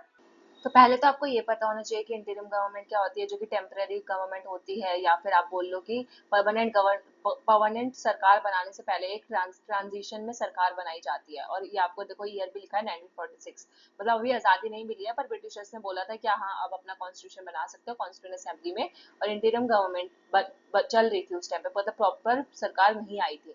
तो ऐसा क्या हुआ था, 1946 की बात है ना, तो जवाहरलाल नेहरू प्राइम मिनिस्टर बन गए थे उस टाइम पे। कोई आप खुद सोचो, प्राइम मिनिस्टर तो जवाहरलाल नेहरू कब बने हैं, जब हमें आजादी मिल गई, जब पहले हमने उनको डिक्लेयर कर दिया था, बहुत बाद में बने हैं, ठीक है। तो ये प्राइम मिनिस्टर वाला स्टेटमेंट ऑटोमेटिकली गलत हो जाएगा, और नॉट करेक्ट ही पूछा है, तो ये हो गया हमारा आंसर, यहीं पे मिल गया। और बाकी 3 जी ऑप्शन है, मैं इंटरिम गवर्नमेंट के बारे में पढ़ देती हूँ। जवाहरलाल नेहरू जो थे उस टाइम पे वाइस प्रेसिडेंट थे वाइसरॉय के एग्जीक्यूटिव काउंसिल के, तो आपको ये पॉइंट्स याद रखना है। अब आंसर पता लग गया, लेकिन बाकी तीनों चीजें याद रखना वो ज्यादा इंपॉर्टेंट है, कि जवाहरलाल नेहरू वाइस प्रेसिडेंट थे वाइसरॉय एग्जीक्यूटिव काउंसिल के, तो फर्स्ट पॉइंट ये याद रखना है। Then viceroy continued to be head of executive council, और जो वाइसरॉय था वो उस टाइम पे भी हेड हुआ करता था किसका, एग्जीक्यूटिव काउंसिल का। और जो वाइसरॉय की एग्जीक्यूटिव काउंसिल थी उसमें वाइस प्रेसिडेंट जवाहरलाल नेहरू थे।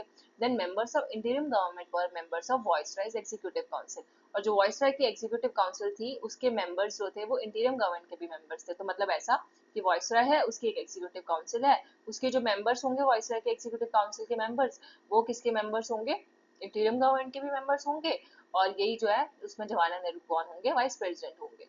तो ऐसा आपको याद रखना है। So question number 32, sir Shourie, जबकि सुप्रीम कोर्ट के रिट्स आप पढ़ते ही हो, मैंडमस, क्यूरो, वारंटो, ठीक है, और हैबियस कॉर्पस, सर्चोरी, देन प्रोहिबिशन, ये 6 रिट्स सुप्रीम कोर्ट के होते हैं। तो इसमें पूछा नॉट करेक्ट, तो सर्चोरी का मतलब क्या होता है, टू बी इन्फॉर्म्ड, ठीक है। तो ये तो आपको पता ही होगा इसका मतलब, ठीक है। To be inform, to be inform का क्या मतलब है, जब आपका एक्सेस ऑफ ज्यूरिडिक्शन के बेसिस पे ये लगाया जा सकता है, ठीक है। एक्सेस ऑफ ज्यूरिडिक्शन हो गया, या फिर लैक ऑफ ज्यूरिडिक्शन हो गया, या फिर एरर ऑफ लॉ, ठीक है। तो इन तीनों ग्राउंड्स पे शर्शौरी जो रिट है वो इशू किया जाता है, एक्सेस ऑफ ज्यूरिडिक्शन के, लैक ऑफ ज्यूरिडिक्शन और एरर ऑफ लॉ के केस में। तो पूछा इसके बारे में क्या करेक्ट नहीं है, तो high court can issue a writ against itself in administrative capacity. तो क्या कि हाई कोर्ट जो है अपने अपने लिए ही रिट इशू कर सकता है अपनी एडमिनिस्ट्रेशन कैपेसिटी में, क्या उसके पास इतनी एडमिनिस्ट्रेटिव पावर है कि वो खुद ही रिट इशू कर सकता है या नहीं, तो यस कर सकता है। आपको पता है हाई कोर्ट के पास भी रिट इशू करने की पावर है आर्टिकल 226 में। Then a bench of high court can issue a writ to another bench of the same high court. तो क्या हाई कोर्ट जो है वो अब जो दूसरा सेम हाई कोर्ट का जो एक और बेंच है उसको रिट इशू कर सकता है, आपस में वो रिट इशू कर सकते तो नहीं कर सकते, सेकंड इज रॉन्ग।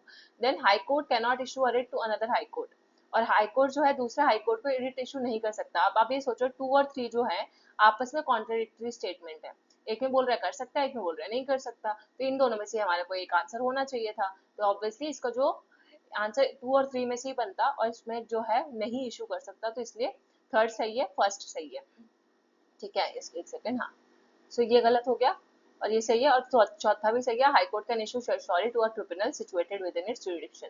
तो अपनी जुरिडिक्शन के अंदर अंदर रहकर, ठीक है, हाई कोर्ट जो है अपना रिट इशू कर सकता है उसके जुरिडिक्शन के लिए। और सॉरी कब इशू किया जाता है? जब जुरिडिक्शन के बाहर कोई चीज हो जाए, एरर ऑफ लॉ हो जाए या लॉक ऑफ जुरिडिक्शन हो, तब होता है। सो आपको ये याद रखना है, तीनों पॉइंट्स याद रखो, गलत वाला तो याद मत रखो ऑब्वियसली, ठीक है। जो बाकी 3 पॉइंट सही है ना, वो हाई कोर्ट के बारे में, वो याद रखो, और सॉरी से रिलेटेड है वो भी याद रखो।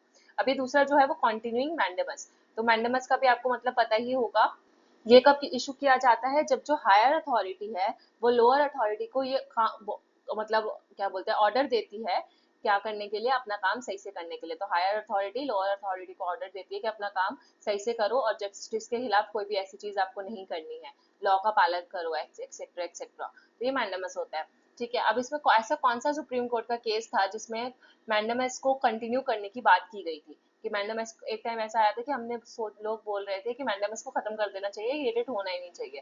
लेकिन फिर एक ऐसा केस हुआ जिसमें उन्होंने बोला कि नहीं, मैंडेमस को कंटिन्यू रखना चाहिए भाई, ये भी जरूरी रिट है। तो ये ऐसा कौन सा केस था वो आपको बताना है।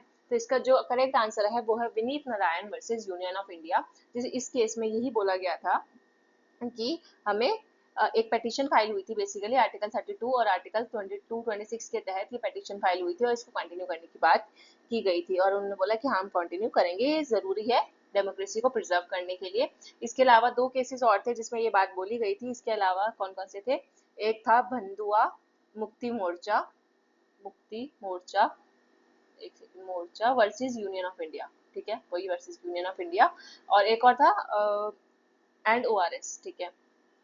एक और नहीं था, मतलब इसी में आएगा, मतलब 2 केसेस याद रखने हैं, विनीत नारायण वाला और एक Bandhua Mukti Morcha versus Union of India and ors. इन दोनों के अगेंस्ट, वर्सेस में ये 2 थे और एक तरफ था बंधुआ मुक्ति मोर्चा, ठीक है। तो ये 2 केसेस आपको याद रखने हैं। तो ये तो काफी इजी क्वेश्चन आ गया, लेकिन सबके लिए इजी नहीं हो सकता जिन्होंने नहीं पढ़ा। फर्स्ट प्रेसिडेंट ऑफ इंडिया कौन थे जिन्होंने पॉकेट वेटो को यूज किया था? तो पॉकेट वेटो का यूज सबसे पहली बार ज्ञानी जेल सिंह ने किया था, और किसके कॉन्टेक्स्ट में किया था? Indian post office amendment bill. तो एक Indian post office amendment bill था, उसके जब ये बिल आया तो उसके कॉन्टेक्स्ट में अपना पॉकेट वेटो का पावर इस्तेमाल किया था। लेकिन यहाँ पे आप एक और बात याद रखो, कॉन्स्टिट्यूशनल अमेंडमेंट बिल के केस में जो प्रेसिडेंट है उसके पास क्या नहीं होता? वेटो पावर नहीं होती, कोई भी वेटो पावर नहीं होती अकॉर्डिंग टू, अगर देखें तो 24th कॉन्स्टिट्यूशनल अमेंडमेंट एक्ट में ही ये बात बोली गई थी 1971 में, जो ये आया था उसी में आई गेस, हाँ ये इसी ये था शायद। तो इसी में ये बात बोली गई थी कि कॉन्स्टिट्यूशनल अमेंडमेंट के केस में प्रेसिडेंट जो है कोई उसके पास वेटो पावर नहीं है। बाकी ये तो Indian post office amendment bill था उस टाइम पे, तो उस केस में इन्होंने ये वेटो पावर का यूज किया था, पॉकेट वेटो का। देन इंडियन फेडरलिज्म इज तो इससे आपको पता चलता है कि विटो, जितने भी टाइप्स ऑफ विटोज है वो आपको याद रखनी चाहिए, ठीक है। अब ये आया टाइप ऑफ विटो भी पता होना चाहिए, पॉकेट विटो क्या होता है, सस्पेंशन विटो क्या होता है, एब्सोल्यूट विटो क्या होता है, कौन सी विटो पावर ऐसी है जो प्रेसिडेंट के पास नहीं है, तो वो सब पता होना चाहिए। देन हु सेड, जो इंडियन प्रेसिडेंट के पास नहीं है, sorry, who said Indian federalism is a new kind of federation to meet India peculiar need. ठीक है, तो इंडिया की जरूरतों को पूरा करने के लिए जो इंडिया का जो फेडरलिज्म है वो एक तरीके का नया तरीके का फेडरेशन है, ठीक है। सो हिंट बताऊं तो हमारे फेडरलिज्म को किसने कॉपरेटिव फेडरलिज्म बोला था? तो कॉपरेटिव फेडरलिज्म आप सबको पता है ग्रैनवेल ऑस्टिन ने बोला था, और ये इसका करेक्ट आंसर भी है। Adi Ambedkar Samaj movement is related to which state? कौन से स्टेट से रिलेटेड है? तो ये जो है वो पंजाब का मूवमेंट है, ठीक है। तो आर डी अम्बेडकर समाज पंजाब का मूवमेंट है। प्लस यहाँ पे आपको 35 से रिलेटेड और भी बातें बता देती हूँ, वैसे तो आगे क्वेश्चन पेपर में आएंगे पर हम यहाँ पे भी डिस्कस कर लेते हैं। कॉपरेटिव फेडरलिज्म किसने बोला है? फिर ये करा सकता है कि केसी बेयरे ने हमारे फेडरलिज्म को क्या बोला है? तो उसने उन्होंने बोला था क्वासी फेडरल, ठीक है। तो ये भी याद रखना कि क्वासी फेडरल, तो के सी क्वासी, तो ऐसे से याद हो जाएगा, के सी क्वासी, ऐसे हो गया, सेम सेम सुनाई दे रहा है। देन यहाँ पे फिर मॉरिस जॉन्स ने क्या बोला है? तो मॉरिस जॉन्स ने हमारे कॉन्स्टिट्यूशन को हमारे फेडरलिज्म को बार्गेनिंग फेडरलिज्म बोला है। तो मॉरिस जॉन्स का बार्गेनिंग फेडरलिज्म, जो मॉरिस है वो बार्गेन करना चाहता है, उसको सब्जी वब्जी लेनी होती है तो वो बार्गेनिंग करता है, ऐसे याद रख लो।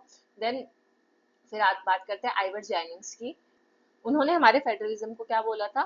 Federalism with a strong centralising centralising tendency, ठीक है। मेरे वर्ड्स पे जाओ, ये राइटिंग निकाल ली है मैंने जानूझ के। तो federalism with a strong centralising tendency किसने बोला था? आइवर जेनिंग्स ने, ये यहाँ पे जो है इन्होंने बोला है, ठीक है। So question number 37, who was the chairman of group of interlocutors for Jammu and Kashmir. तो इंटरलॉक्टर्स क्या होते हैं, जो कि डायलॉग्स वगैरह में, या जिसको हम बोल सकते हैं कन्वर्सेशन, इन सब में समझौता करवाते हैं, या समझौता मेडिएटर बोल सकते हो, नेगोशिएटर्स बोल सकते हो, उनको हम इंटरलॉक्टर्स बोलते हैं, जो कि डायलॉग्स में हेल्प करते हैं। तो गवर्नमेंट ऑफ इंडिया ने 2010 में एक ऐसा ग्रुप अपॉइंट किया था जिसमें वो जम्मू एंड कश्मीर के जितने भी मुद्दे चल रहे हैं, कन्फ्लिक्ट चल रहे हैं, उनको सॉल्व करने के लिए इन्होंने 3 लोगों को अपॉइंट किया था। तो 3 लोग में से जो एक, उनके चेयरमैन कौन थे, ठीक है, इस ग्रुप के चेयरमैन कौन थे, तो चेयरमैन थे दिलीप पेडोंकर, ठीक है, पदगांवकर है, हाँ महाराष्ट्र में नाम लग रहा है, दिलीप पदगांवकर चेयरमैन थे। और बाकी 2 और पर्सन कौन से थे फिर जो इन्होंने इसमें पार्ट लिया था, तो दूसरे थी एम अंसारी, और तीसरा नाम इसी ऑप्शन में है ये राधा कुमार, ठीक है। तो राधा कुमार, एम अंसारी और दिलीप पाणकर, ये 3 लोगों का ग्रुप था, और इन 3 में से जो चेयरमैन थे वो ये थे, Dilip ji. Then which of the following statement is true about the constitution of P K Thungon committee. तो पीके थंगन कमेटी, आपको पंचायती राज की सारी कमेटियां एक तो ऑर्डर में याद होनी चाहिए, प्लस सबकी एक बेसिक थीम पता होनी चाहिए, क्योंकि मतलब सिर्फ एक एक लाइन में, ठीक है। तो आपको एक खुद के नोट्स बनाना है, इस क्वेश्चन से हमें ये समझ आता है। टू कंसिडर द टाइप, अच्छा ट्रू पूछा है इस बार, इसमें नॉट भी लगाया।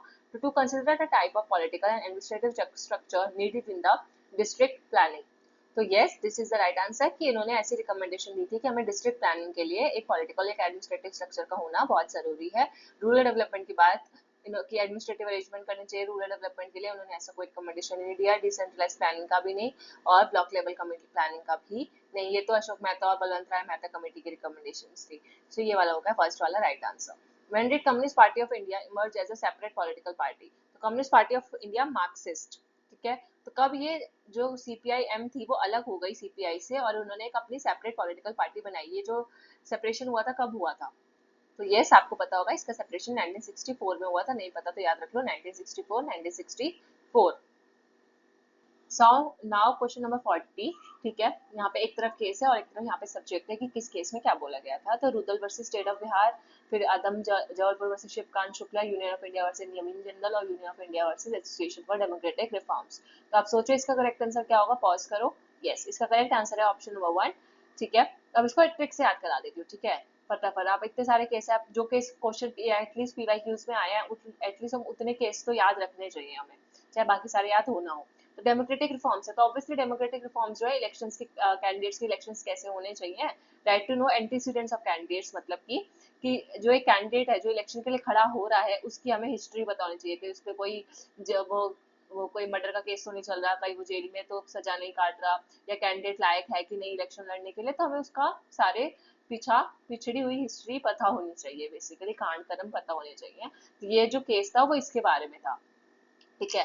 तो बाकी आप और कुछ याद ना रखो, बस ये याद रखो कि डेमोक्रेटिक रिफॉर्म्स है तो इलेक्शन से रिलेटेड बात हो रही है, बस इतना।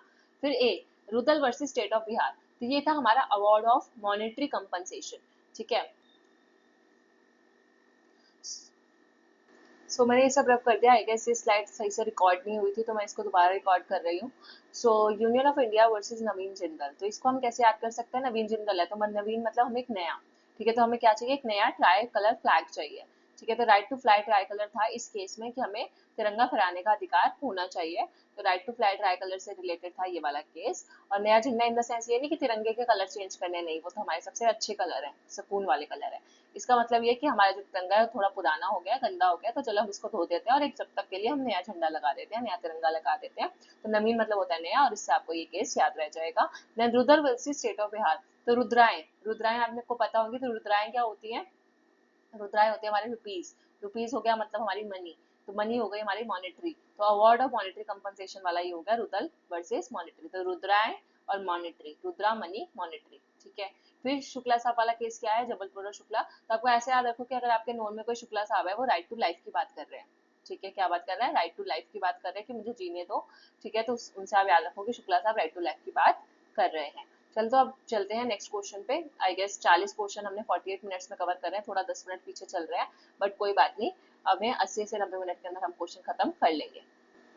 क्वेश्चन नंबर 41, इनमें से किसने कहा था कि जो इंडिया के जो पॉलिटिक्स है, ठीक है, उसमें एक जो इंडियन मॉडल ऑफ डेवलपमेंट जो है उसमें क्या रोल प्ले करता है, बेसिकली इंडिया के पॉलिटिक्स को किसने इंडियन मॉडल ऑफ डेवलपमेंट बोला है, तो ये रजनी कोठारी ने बोला था कि जो इंडिया की जो पॉलिटिक्स है उसमें जो क्रिएटिव और क्रिटिकल रोल लोग प्ले करते हैं, ठीक है, वो इंडियन मॉडल ऑफ डेवलपमेंट को दर्शाता है कि इंडिया का जो डेवलपमेंट मॉडल है वो कैसा है, वो हमें कैसे पता चलेगा, पॉलिटिक्स ऑफ इंडिया से, इंडिया का critical and creative role of politics जो है इंडिया में, उससे हमें पता चलेगा कि इंडिया का डेवलपमेंट मॉडल कैसा है। तो रजनी कोठारी ने ये बात बोली थी। ऑल्सो आपको कमेंट सेक्शन में बताना है कि कांग्रेस को रजनी कोठारी ने क्या बोला था, dominant party system, one party system क्या बोला था। सो बाकी आप हिंदी के क्वेश्चन साथ साथ देख लेना। 42 which match the following million development goals की report national commission for women, ministry of women and child development और national mission for empowerment of women, कौन से कब आया था वो याद होना चाहिए, मतलब डेट याद नहीं भी रहे लेकिन आपको क्रोनोलॉजी याद होनी चाहिए कि क्या पहले आया। अगर एक दो डेट्स भी याद है तो you can easily do this question. So अगर आपको ये भी पता है ना इनमें से सबसे पुराना कौन सा 1992 का कौन सा कमीशन हो सकता है, तो obviously national commission for women 1992 में आया था, ठीक है, ये तो इसके लिए तो अमेंडमेंट भी किया गया था, हमारे कॉन्स्टिट्यूशन में भी है। तो 1992 का सबसे पुराना ये हो गया, और बी का यहाँ पे है हमारा 3, तो 3 आ रहा है इसमें, second, second will be the right answer. A का 4 मिलियन डेवलपमेंट गोल्स कब आए थे, 2000 से लेकर 2015 तक के गोल्स है, लेकिन रिपोर्ट कब आई थी, रिपोर्ट आई थी आप याद रख लो 2011 में, 11, ऐसे दो डंडे से याद रख लो कि हमने बिल्डिंग बनाई थी रिपोर्ट को लेकर, ऐसे रिपोर्ट आई थी, ऐसे होती है ना रिपोर्ट, तो ऐसे करा और रिपोर्ट आ गई और उसमें लिखा हुआ था, तो 11 से मिलेनियम डेवलपमेंट गर्ल्स की रिपोर्ट। देन सी का टू हमारा 2006 में ministry of women and child development, तो पहले वुमेन आया, फिर वुमेन के बाद उसका चाइल्ड आएगा, है ना, वुमेन आएगा, वुमेन के बाद उसका बच्चा आएगा ना, पहले वुमेन होगी फिर उसका चाइल्ड होगा, तो वुमेन, फिर चाइल्ड डेवलपमेंट वाली मिनिस्ट्री याद रखनी है। And then national mission for empowerment of women, फिर वुमेन हो गया, वुमेन ने बच्चा भी पैदा कर दिया, फिर उसके एम्पावरमेंट की बात करेंगे हम, तो एम्पावरमेंट ऑफ वुमेन 2010। तो ऐसे आपको एक कहानी से थोड़ा सा याद रखना है, मैंने बोला ना मैं कभी भी मैं ईयर याद नहीं रखती, मैं हमेशा ये याद रखती हूँ कि पहले क्या हुआ, फिर क्या हुआ, फिर क्या हुआ, उसके लिए हम एक कहानी बना लेते हैं और कहानी से याद रख लेते हैं, क्योंकि ईयर याद रखना इतना मुश्किल होता है, ठीक है, तो लेकिन फिर मैंने 11 वाला आपको रिपोर्ट वाला याद करा दिया। Now question number 43, theories of interaction किसने दी थी, ये बताओ बस, ठीक है, आगे आगे का पढ़ने की भी जरूरत नहीं है, थ्योरीज ऑफ इंटरैक्शन आपको पता है किसकी है, फ्रैंकल एंड राव, ठीक है, राव साहब ने दिया, जो सिस्टम वाला है ना, जो सिस्टम फाड़ देंगे ये सब वगैरह। सो मैं ऐसे ट्रिक्स बता रही हूँ कि थ्योरी ऑफ इंटरैक्शन, तो उनको इंटरैक्शन करना आपस में बहुत पसंद है राव साहब को, तो फ्रैंकल एंड राव ने थ्योरीज ऑफ इंटरैक्शन दिया।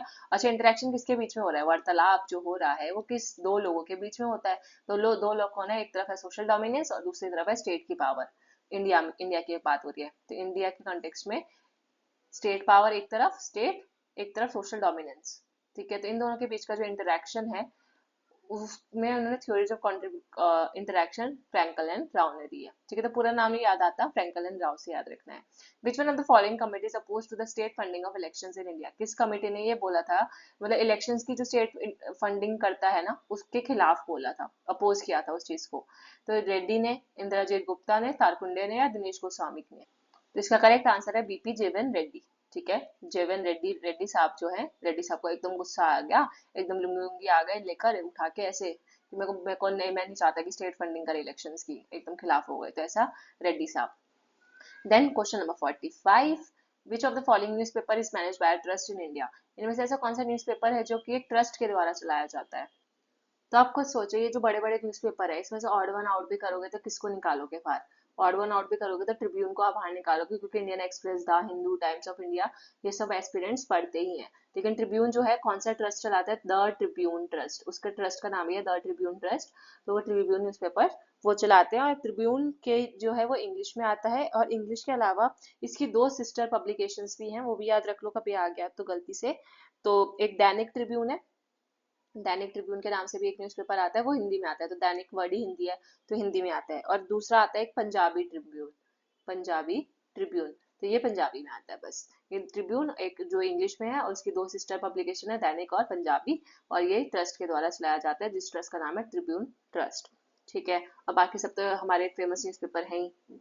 अच्छा, जिसने कल का पेपर सॉल्व किया था मेरे साथ उसको ये आंसर आता होगा, मैनेजरल फंक्शंस ऑफ ऑर्गेनाइजेशन से रिलेटेड है, ऐसा कौन मानते हैं, दो व्यूज होते हैं, देखो पब्लिक एडमिनिस्ट्रेशन का ये क्वेश्चन है, एक मैनेजरल व्यू होता है, एक इंटीग्रल व्यू होता है, राइट, तो इनमें से कौन सा ऐसे थिंकर है जो मैनेजरल व्यू में मानते हैं, ठीक है, और ये वो ऐसा मानते हैं कि जो एडमिनिस्ट्रेशन है ना, एडमिनिस्ट्रेशन का, पब्लिक एडमिनिस्ट्रेशन का मतलब यही है कि जो लोग मैनेजरल फंक्शन परफॉर्म कर रहे हैं वो ही ऑर्गेनाइजेशन का पार्ट है, और जो लोग फालतू काम कर रहे हैं, बाकी काम कर रहे हैं, ठीक है, वो मैनेज उसका पार्ट नहीं है ऑर्गेनाइजेशन का, तो ऐसा किसने कहा था, तो लुथर गुलिक है, हर्बर्ट साइमन है, हेनरी फियोला, विक्टर थॉमसन है, और यहाँ पे आपके ऑप्शन है A B C D, B C, A B C D और वगैरह, तो इसका करेक्ट आंसर है option number 4 A B C D, चारों ही जो है ये मैनेजरल व्यू से बिलोंग करते हैं। सो बेसिकली कौन जो एक तरीके से जो हमने कल क्वेश्चन भी देखा था जिसमें मैंने आपको पॉट स्कोप भी बताया था, और ये देखा था हमने कि planning, organising, commanding, coordinating, controlling, ये सारे फंक्शंस जो बेसिकली एग्जीक्यूटिव फंक्शंस है, मैनेजमेंट के फंक्शंस है, ठीक है, और ऑर्गेनाइजेशन के फंक्शंस है, प्लानिंग, ऑर्गेनाइजिंग वगैरह, तो ये सारे फंक्शंस जो परफॉर्म करते हैं उनको हम मैनेजरल फंक्शंस बोलते हैं, और ये चारों इसमें ये मानते थे। So next question, question 47, public administration को, जो पब्लिक एडमिनिस्ट्रेशन का एवोल्यूशन आपने पढ़ा होगा, स्टेजेस ऑफ पब्लिक एडमिनिस्ट्रेशन, तो इस क्वेश्चन से हमें पता चलता है कि हमें एवोल्यूशन और स्टेजेस याद रखनी है सारी, कब कौन सी स्टेज आई, एक तो उनका डेट, प्लस किस स्टेज में कौन से थिंकर्स थे वो, और उसका मेन थीम क्या था वो। तो फर्स्ट स्टेज थी, आपको पता है फर्स्ट स्टेज कौन सी थी, पॉलिटिक्स एडमिनिस्ट्रेशन डाइकोटॉमी, जिसमें हमने पॉलिटिक्स को अलग मानते थे और एडमिनिस्ट्रेशन को अलग मानते थे। वुडरो विल्सन वाली जो स्टेज थी जिसमें वुडरो विल्सन के प्रिंसिपल्स और पब्लिक एडमिनिस्ट्रेशन भी पढ़ते हैं, तो फर्स्ट स्टेज है इसका आंसर। देन बाकी आपको खुद से पढ़नी है, ठीक है। Then which of the following are the serial features of new public management, new public management के क्या क्या फीचर है एनपीएम के, ठीक है। एक होता है एनपीएम, एक होता है एनपीए। अगर आपको नहीं पता और एवोल्यूशन वाली स्टेजेस भी, तो सब मैंने आपको ना नोट्स प्रोवाइड किए अपने टेलीग्राम ग्रुप पे, मेरे खुद के सेल्फ रिटन नोट्स है जो मैंने अलग अलग सोर्सेज से इकट्ठा करके एक ही जगह लिखती हैं। तो आपको एनपीएम, एनपीए और मीन अप्रूव कॉन्फ्रेंस कौन सी क्या कब हुई, उसकी क्या थीम थी, एवोल्यूशन के स्टेजेस क्या है, थिंकर्स क्या है, सब मैंने आपको दे रखा है, तो आप टेलीग्राम पे देख सकते हो। तो सैलिएंट फीचर्स क्या है एनपीएम के, empowerment of citizens, disaggregation of public bureaucracy, cost cutting और organizational centralization। सो देखो सबसे पहले तो सेंट्रलाइजेशन तो वैसे ही हट जाएगा, तो डी तो हट गया क्योंकि वो डिसेंट्रलाइजेशन की बात करते हैं, सेंट्रलाइज तो करेंगे नहीं। सारे जो अच्छे अच्छे पॉजिटिव पॉइंट्स है ना आपको एनपीएम में देखने हैं। तो कॉस्ट कटिंग होना अच्छी बात है, ये सारे मैंने आपको नोट्स पे भी दे रखे हैं। एम्पावरमेंट, सिटीजन को एम्पावर करना, पब्लिक ब्यूरोक्रेसी का डिसएग्रीगेशन और कॉस्ट कटिंग, ये एबीसी, तो option number 3 will be the right answer. Then स्कूलर, स्कूलर यानी कि यहाँ पे बात हो रही है हमारे एल्टन मेयो की, ठीक है, जिसमें वो चेस्लर और स्कॉलर ये दो बताते हैं। तो ये क्या है, one who does too much work, one who does too little work, जो सब बहुत ज्यादा काम करता है उसको स्कॉलर बोलते हैं, जो सब कम काम करता है उसको स्किलर बोलते हैं। या फिर जो काम से बार बार छुट्टी लेता रहता है, एब्सेंट रहता है, उसको बोलते हैं। या फिर जो चुगलखोर है, फोर्थ, जो सारी इन्फॉर्मेशन अपने सुपरवाइजर को जाके बता देता है, चुगलखोर, तो हम चुगलखोर को स्क्वेलर बोलते हैं, बस इतना याद रखो। और जो ज्यादा काम करता है ना, सबसे ज्यादा बहुत काम करता है, उसको हम रेट बस्टर बोलते हैं, कितना काम करता है इतना काम करता है। और जो बहुत कम काम करता है उसको हम चिस्लर बोलते हैं, ठीक है। और ये ऐसा कोई एल्टन में उन्होंने कुछ बताया ही नहीं था, बाकी उन्होंने फोर्थ बताया था इंस्पेक्टर, ठीक है, जो सबको सुपरवाइज करता है, ध्यान रखता है कि कुछ गलत तो नहीं हो रहा। तो रेड बस्टर होता है, चिस्लर होता है, स्क्वेलर होता है, human relation theory Elton Mayo की। Then match the following. So proverbs of administration किसने कहा है, प्रोवर्ब्स ऑफ एडमिनिस्ट्रेशन फेमस आपका फ्रेज है किससे रिलेटेड, ऑब्वियसली हर्बर्ट साइमन से रिलेटेड। तो साइमन गो बैक बोलते हैं ना, साइमन गो बैक, क्योंकि उसकी प्रोवर्ब्स इतनी सारी प्रोवर्ब्स है कि हमें याद नहीं होती, तो बोलते हैं साइमन गो बैक। ऐसे ट्रिक हो गई, तो एक टू वैसे भी आपको याद होना ही चाहिए, ये तो इजी क्वेश्चन है।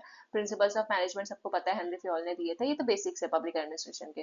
Function of executive Chester Barnard का है, और elements of public administration Morstein Marx का है। तो एलिमेंट्स ऑफ पब्लिक एडमिनिस्ट्रेशन, तो ये भी याद रखना, ये तीनों चारों चीजें याद होनी चाहिए। सो मोरस्टीन से आप ऐसे याद रख सकते हो कि मोर एलिमेंट्स, ठीक है, ऐसे याद रह जाएगा, क्योंकि पहले तीन तो आपने सुने होंगे, याद भी होंगे। एलिमेंट्स ऑफ पब्लिक एडमिनिस्ट्रेशन यानी कि मोर एलिमेंट्स, तो मोरस्टीन के elements of public administration. So almost 1 घंटा होने वाला है और हमने 50 क्वेश्चन कवर कर लिए हैं। तो क्वेश्चन 51, बजट को किसने बोला, मतलब बजट की डेफिनेशन किसने दी है कि बजट एक सीरीज ऑफ गोल्स है with price tags attached to it, ठीक है। तो उसमें बहुत सारे प्राइस टैग्स अटैच होते हैं, बहुत सारी सीरीज ऑफ गोल्स होते हैं, ये बोला है हमारे विल्डेव स्काई ने। तो ठीक है, तो स्काई में आपने क्या करा, मतलब एक ऐसे जा रहे थे पर मतलब उड़ता हुआ प्राइस टैग देखा आपने, स्काई में क्या देखा, उड़ता हुआ प्राइस टैग, कि आपने अपने नए कपड़े खरीदे थे उसमें प्राइस टैग लगा था, वो उड़ के हवा में चला गया, स्काई में उड़ रहा है। तो ऐसा आपको याद रख लो, ऐसा याद रह जाएगा बजट की डेफिनेशन। जीरो बेस्ड बजटिंग के क्रिएटर कौन है, जिसने जीरो बेस्ड बजटिंग की शुरुआत की थी, तो वो है हमारे पीटर फेर। तो हम ऐसे बोलते हैं कि फिर से बजटिंग करेंगे, फिर से जीरो नंबर लेकर आएंगे, ऐसे याद रख लो। फिर है ना, वैसे तो इसको फायर बोलते हैं या हायर बोलते हैं, आई डोंट नो, पर जो भी है आप मेरे ट्रिक से याद रखना है ना, तो फिर से हम जीरो नंबर लेकर आएंगे या जीरो बजटिंग करेंगे, ऐसा कुछ भी याद रख लो। अब ये भी समझ लेते हैं कि फिर जीरो बेस्ड बजटिंग होता क्या है। तो मतलब जितने भी खर्चे होते हैं ना, ऑल एक्सपेंसेस आप मान के चलो, तो जितने भी खर्चे होते हैं, ठीक है, उसको हमें जस्टिफाई करना होता है हर न्यू पीरियड के लिए, ठीक है, जब भी एक नया फिर से शुरू होगा, नया पीरियड शुरू होगा, एक बजट खत्म होगा, दूसरा बजट आएगा, तो नए हर पीरियड के लिए हमें पुराने जितने भी खर्चे हुए हैं उन सबको जस्टिफाई करना होता है कि कब पे क्या हुआ, तो हमें जीरो बेस लेकर चलना होता है एक तरीके से। सो जीरो बेस मतलब क्या, कि मतलब हमें जीरो से स्टार्ट करना है और हमें फिर सारी जो ऑर्गेनाइजेशन में जितनी भी चीजें हुई, ठीक है, तो उनका सबका कॉस्ट क्या था, नीड्स क्या थी, हमने किस नीड्स के लिए कितनी कॉस्ट लगाई, मतलब जीरो से स्टार्ट करना है और सब कुछ गिनते चले जाना है, हर एक्सपेंसेस को जीरो से स्टार्ट करके गिनते चले जाना है कि कहाँ पे कितना कहाँ खर्चा हुआ, तो इसको हम जीरो बेस बजटिंग बोलते हैं। और फिर इसके बाद चलते हैं नेक्स्ट क्वेश्चन। सो मॉरिस्टिन मार्क्स जो है उन्होंने क्लासिफिकेशन ऑफ ब्यूरोक्रेसी दिया था, पहले तो ये चीज याद रख लो यहीं के यहीं क्वेश्चन, अगर ये नहीं चारों याद तो बात के रखने हैं, लेकिन सबसे पहले हमें ये बताना चाहिए कि उनका कॉन्सेप्ट क्या है, उनकी बुक याद मैंने करा दी, एलिमेंट्स ऑफ पब्लिक एडमिनिस्ट्रेशन।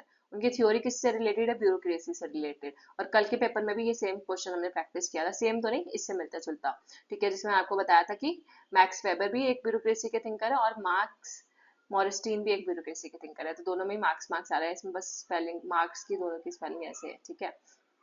तो क्लासिफिकेशन ऑफ ब्यूरोक्रेसी दी थी उन्होंने, 4 तरीके की ब्यूरोक्रेसी बताई थी, पहले तो ये पता होना चाहिए।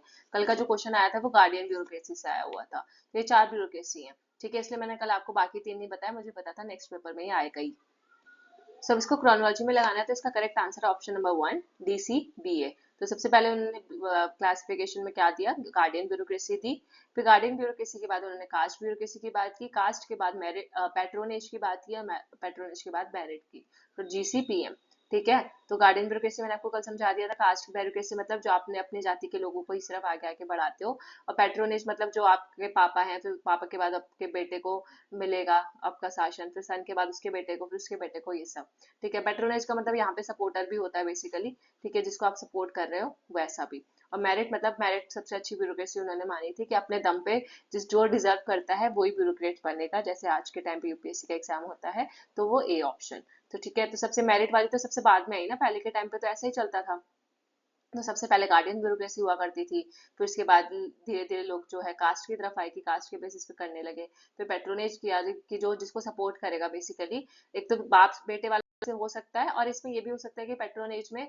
कि जैसे आपने किसी मिनिस्टर के लिए कुछ काम किया, ठीक है, और उसने आप उस मिनिस्टर ने आपको बोला कि ठीक है तूने मेरे लिए काम करके दिया है, मैं तेरे को चल आगे चल के ना IAS IPS में या कोई भी वैकेंसी आती है ना मैं तेरे को दिलवा दूंगा, ठीक है, तेरा तेरा काम हो जाएगा, तो वैसा वाला वो पेट्रोनेज, पेट्रोनेज मतलब सपोर्ट कर दिया आपको किसी ने, अपने अपने ही बंदे ने उस पोजीशन के लिए, फिर मेरिट वाली हो गई।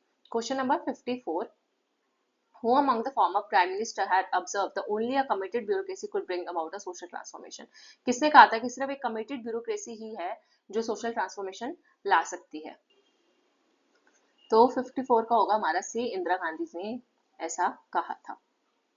अब क्वेश्चन नंबर 55, इससे आपको ये पता होना चाहिए, तो आपको यहाँ सबसे पहले यहाँ पे टाइप्स ऑफ मोशन नोट्स में लिख लो कि टाइप्स ऑफ मोशन आपको पढ़ने हैं, नो कॉन्फिडेंस मोशन क्या होता है, साइन डाई क्या होता है, एडजॉर्नमेंट मोशन क्या होता है, कब कौन सा होता है, और भी जो टाइप्स ऑफ क्वेश्चन पूछे जाते हैं, ठीक है, वो भी याद रखने हैं, और जैसे कि 0R क्या होता है, ठीक है, वैसा किस टाइम पे कौन से क्वेश्चन पूछे जाते हैं, किसके लिए यूज होता है, बेसिकली बस इतना याद रखो। एडजॉर्नमेंट मोशन का मेन पर्पस होता है कि कोई भी अगर पब्लिक इंपॉर्टेंस का कोई अर्जेंट मैटर एकदम से आ गया, ठीक है, अभी कोई ऐसी रेगुलर मीटिंग चल रही थी पार्लियामेंट की, एकदम अर्जेंट कुछ नीड आ गई और अर्जेंट पब्लिक इंपॉर्टेंस का मैटर हमें डिस्कस करना है, तो उसकी तरफ अपना अटेंशन लाने के लिए हाउस का मतलब लोकसभा राज्यसभा का अपनी तरफ अटेंशन लाने के लिए अजॉर्नमेंट मोशन किया जाता है, इसका आंसर होगा ऑप्शन नंबर 4।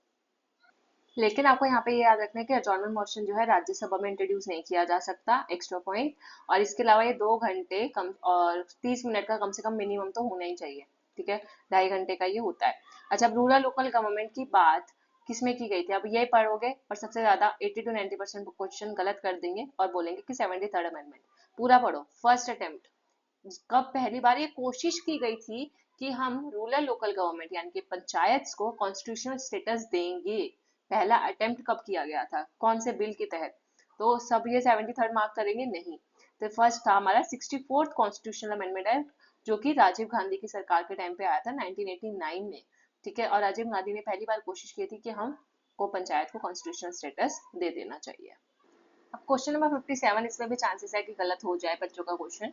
सो क्या है इसमें, नगर पंचायत तो आप सबको पता है 74th अमेंडमेंट एक्ट है, ठीक है, अभी A1 में भी आ रहा है और 4 में भी आ रहा है, तो नगर पंचायत म्यूनसिपैलिटी से रिलेटेड 74, 73 हमारा पंचायत से रिलेटेड है। तो वहाँ पे क्या मंडल पंचायत की बात हुई है? आप खुद सोचो, नहीं, मंडल पंचायत की रिकमेंडेशन अशोक मेहता कमेटी ने दी थी। देखा, यही फायदा होता है। तो जैसे अभी हमने थोड़ी देर पहले थंगन कमेटी की रिकमेंडेशन से याद की थी कि उसमें क्या बोला गया था, वैसे आपको ये याद रखना है कि अशोक मेहता कमेटी में मंडल पंचायत का बोला गया था, थंगन कमेटी में हमने डिस्ट्रिक्ट प्लानिंग पढ़ा, और बलवंत राय मेहता कमेटी में क्या, बलवंत राय मेहता कमेटी में डेमोक्रेटिक डिसेंट्रलाइजेशन की बात की गई थी। तो इन सब का एक एक आपको अलग से नोट्स की भी बनाने की जरूरत नहीं है, ना ढूंढने की जरूरत है, यही क्वेश्चन में ही आपको सारे आंसर्स मिल जाएंगे जितने भी हम क्वेश्चन प्रैक्टिस करेंगे। तो बलवंत राय मेहता कमेटी का डेमोक्रेटिक डिसेंट्रलाइजेशन आप याद रख लो बस। मंडल पंचायत की रिकमेंडेशन अशोक मेहता कमेटी में, फाइनेंस कमीशन की बात 73rd कॉन्स्टिट्यूशनल अमेंडमेंट एक्ट में हुई थी। ठीक है, क्योंकि पंचायत का बात होगी, उसको कॉन्स्टिट्यूशन स्टेटस दिया जाएगा, तो ऑब्वियसली उसका फाइनेंसेस वगैरह कैसे होंगे वो भी तो देखेंगे ना। नाउ 58 असर्शन रीजनिंग का क्वेश्चन है कि यूनिटी ऑफ कमांड का जो प्रिंसिपल है वो हमेशा हम ऑर्गेनाइजेशन में फॉलो नहीं कर सकते, कि जरूरी नहीं है कि हर बार जो ऑर्डर है वो ऊपर से नीचे ही आएगा और वो एक ही सुपरवाइजर होगा वही सबको ऑर्डर देगा, ऐसा हमेशा जरूरी थोड़ी है। तो ये तो सही है। Then because employees are quite often subjected to dual control, administrative and technical, क्योंकि जो एम्प्लॉयज होते हैं उन पर दो तरीके का कंट्रोल होता है, एक एडमिनिस्ट्रेटिव कंट्रोल होता है और एक टेक्निकल कंट्रोल उनका अलग होता है। ठीक है, क्योंकि दो तरीके के कंट्रोल होते हैं, इसलिए यूनिटी ऑफ कमांड जो है हर जगह फॉलो नहीं हो सकता, इसीलिए नहीं फॉलो हो सकता। तो रीजन भी करेक्ट है और कनेक्शन मैंने आपको बता ही दिया। तो ऑप्शन नंबर 1। तो ई गवर्नेंस के क्या क्या फीचर्स होता है? ई गवर्नेंस कॉस्ट एफिशिएंट होता है, ट्रांसपेरेंट होता है, रिस्पॉन्सिव होता है और टाइम सेविंग होता है। ई गवर्नेंस मतलब कि जो आजकल सारी चीजें ऑनलाइन हो गई हैं, फॉर्म भरना है, कोई सरकारी वैकेंसी निकली है, सब कुछ आप ऑनलाइन कर सकते हो। तो fourth option, which one of the following commission और committees has recommended legal protection to whistle blowers? अब विसल ब्लोअर्स कौन होते हैं? जो कि इलीगल एक्टिविटीज में एंगेज होते हैं, जो बुरे काम करते हैं, वो उसको हम विसल ब्लोअर्स बोलते हैं, जो कानून तोड़ते हैं। तो इनकी जो रिकमेंडेशन थी कि इनको भी लीगल प्रोटेक्शन एटलीस्ट दी जानी चाहिए, ये कौन सी कमेटी में बोला था? तो फर्स्ट एआरसी या सेकंड एआरसी? तो बोरा कमेटी हमने कल पढ़ी थी, क्रिमिनलाइजेशन ऑफ पॉलिटिक्स से रिलेटेड थी। ठीक है, लेकिन इसका जो रिकमेंडेशन है वो यहाँ पे आएगा सेकंड एआरसी। अभी ये दोनों मैंने रिपोर्ट्स आपको अलग से एक वीडियो में बना के सारी ट्रिक के साथ याद कराई थी, सारी रिपोर्ट्स याद कराई थी, प्लस वो क्रोनोलॉजी में ट्रिक्स के साथ याद कराई थी, तो वो याद कर लेना। सेकेंड एआरसी इसका करेक्ट आंसर है। सो क्वेश्चन नंबर 61, बस 15 क्वेश्चन और फिर आज के बाद सॉरी आज के लिए छुट्टी, 15 मिनट का लेक्चर और बचा है। तो इनमें से क्या है ऐसा जो कि मॉर्टन कापलान ने नहीं दिया था? तो मॉर्टन कापलान आपको पता है किस चीज के लिए फेमस है? अपने सिस्टम अप्रोच के लिए। सिस्टम अप्रोच कहाँ पे? आईआर में, इंटरनेशनल रिलेशंस का टॉपिक आ गया। ठीक है, सो आईआर में सिस्टम अप्रोच दिया था मॉर्टन कापलान ने। उसमें उन्होंने 6 मॉडल्स ऑफ इंटरनेशनल सिस्टम दिए थे। ठीक है, ये भी याद रखो, उन्होंने 6 मॉडल्स ऑफ इंटरनेशनल सिस्टम दिए थे। अब क्वेश्चन ये पूछ रहा है इनमें से जो 6 मॉडल्स उन्होंने दिए थे उनमें से कौन सा नहीं है? तो उन्होंने बैलेंस ऑफ पावर की बात की थी, यस की थी। टाइट बाइपोलर सिस्टम की बात की थी तो की थी, और लूज की बात की तो लूज की भी बात की थी, टाइट की बात करेंगे तो लूज की भी बात करेंगे, यूनिपोलर की बात नहीं की थी। तो यही करेक्ट आंसर है। ठीक है, तो इसको क्रोनोलॉजी में भी आ सकता है, क्योंकि उन्होंने सबसे पहले बैलेंस ऑफ पावर दिया था, फिर लूज, फिर टाइट, उसके अलावा बाकी 3 और मैं बता देती हूँ, एक सेकंड इसको रख कर लेते हैं। सो ये 3 मैंने आपके सामने लिख दिया है, यूनिवर्सल, हायरार्कियल और यूनिट वेटो। तो ये 3 तो आपको पहले से ही पता थे जो ऑप्शन में दे रखे हैं, और बाकी 3 ये आपके सामने। देन क्वेश्चन 62, इनमें से क्या बैलेंस ऑफ पावर की टेक्निक नहीं है? ठीक है, amassing of weapons, then sizing of territory, methods of persuasion और creating of buffer state. So जो इसका करेक्ट आंसर है वो है मेथड्स ऑफ परसुएशन। तो हम परसुएशन का मेथड बैलेंस ऑफ पावर में यूज नहीं करते कि हम सामने वाले को मनाएंगे कि नहीं तुम अपनी न्यूक्लियर पावर मत बढ़ाओ। बैलेंस ऑफ पावर का मतलब ये नहीं होता। इसके क्या क्या मेथड्स होते हैं? कंपनसेशन होता है एक तो, ठीक है, कंपनसेशन होता है। देन सीजिंग ऑफ टेरिटरी, दूसरे की टेरिटरी को सीज करके अपनी टेरिटरी बढ़ा के आप बैलेंस ऑफ पावर मेंटेन करने की कोशिश करते हो। बफर स्टेट्स क्रिएट करते हो, वेपन्स का एमासिस करते हो। एमएसएस इन द सेंस की जैसे वेपन्स को अपने ज्यादा से ज्यादा बढ़ाना, ताकि अगर आप पे कोई हमला करे तो आप भी सामने से हमला कर सको। ठीक है, बैलेंस मेंटेन कर सको। उसके अलावा आप अलायंसेस बनाते हो, लोगों से दोस्ती करते हो बैलेंस ऑफ पावर बनाने के लिए। इंटरवेंशन करते हो, नॉन इंटरवेंशन करते हो। ठीक है, कि दूसरे की पॉलिसीज में इंटरवेंशन, नॉन इंटरवेंशन, ये सारी जो कीवर्ड्स है ये बैलेंस ऑफ पावर से रिलेटेड है। लेकिन मेथड ऑफ परसुएशन, मनाना, कन्विंस करना, ये कोई मेथड नहीं है बैलेंस ऑफ पावर का। ठीक है, अब ये भी एक और आयर का क्वेश्चन है। 1999 में नाटो ने सर्बिया के अगेंस्ट एक्ट किया था, accusing of indulging in act of ethnic cleansing, और उसपे सर्बिया पे आरोप लगाया था कि जो सर्बिया है वो एथनिक क्लिनसिंग कर रहा है लोगों की मास लेवल पे। कहाँ पे? कसोवो में। ठीक है, सर्बिया पे आरोप लगाया था कि कोसोवो में वो एथनिक क्लिनसिंग कर रहा है, लोगों को मार रहा है एथनिसिटी के बेसिस पे। To this other major power such as Russia and China reacted, और इसके बेस पे जब नाटो ने सर्बिया के अगेंस्ट हल्ला बोल दिया, तो रशिया और चाइना उसको सपोर्ट करने के में क्या बोलते हैं बेसिकली। तो इसका जो करेक्ट आंसर वो होगा कि रशिया और चाइना ने नाटो को क्रिटिसाइज किया था acting without UN approval. Serbia के अगेंस्ट वो एक्ट कर रहा है इसलिए इसको क्रिटिसाइज नहीं किया था, उन्होंने बोला था कि तुमने सर्बिया के अगेंस्ट एक्ट करने से पहले नाटो ने यूएन का अप्रूवल ही नहीं लिया, और ऐसी सर्बिया पे धावा बोल दिया। तो इसके बेसिस पे रशिया और चाइना ने नाटो को क्रिटिसाइज किया था। तो third is the right answer. Which one of the following was not the basis invoked by the USA for attacking Iraq in 2003?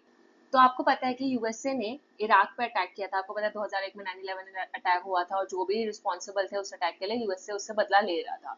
तो 2003 में इराक पे भी अटैक किया, और उसने कुछ कारण बताए कि मैंने इन रीजंस की वजह से अटैक किया है, लेकिन उनमें से क्या कारण नहीं था उसका अटैक करने का। ठीक है, तो उन्होंने बोला first, Iraq possess weapons of mass destruction. पहला बोला कि इराक के पास वेपन्स ऑफ मास डिस्ट्रक्शन है, न्यूक्लियर वगैरह वेपन्स है, इसलिए मैं उस पर अटैक कर रहा हूँ। तो क्या ये था? हाँ ये था, और वो बोलता है कि हाँ ऐसा ये इसलिए मैं अटैक कर रहा हूँ। फिर दूसरा रीजन, सद्दाम हुसैन के जो अलकायदा से लिंक थे, तो ये भी करेक्ट है, इसलिए भी उसका एक रीजन था यूएसए इराक पे अटैक करता है। रिजाइन चेंज इन इराक, और इराक में रिजाइन चेंज आया था, रिजाइन चेंज हुई थी वहां पे, तो ये भी एक रीजन था अटैक करने का। चौथा, Iraq had not withdrawn from Kuwait completely.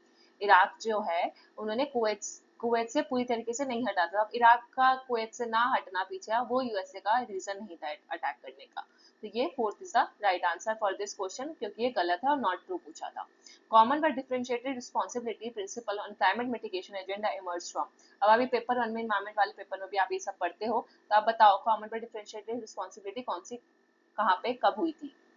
तो ऑब्वियसली यूएनएफसीसी के अंदर, ये जो यूएनएफसीसी का फ्रेमवर्क है उसके अंदर ये प्रोटोकॉल होती है।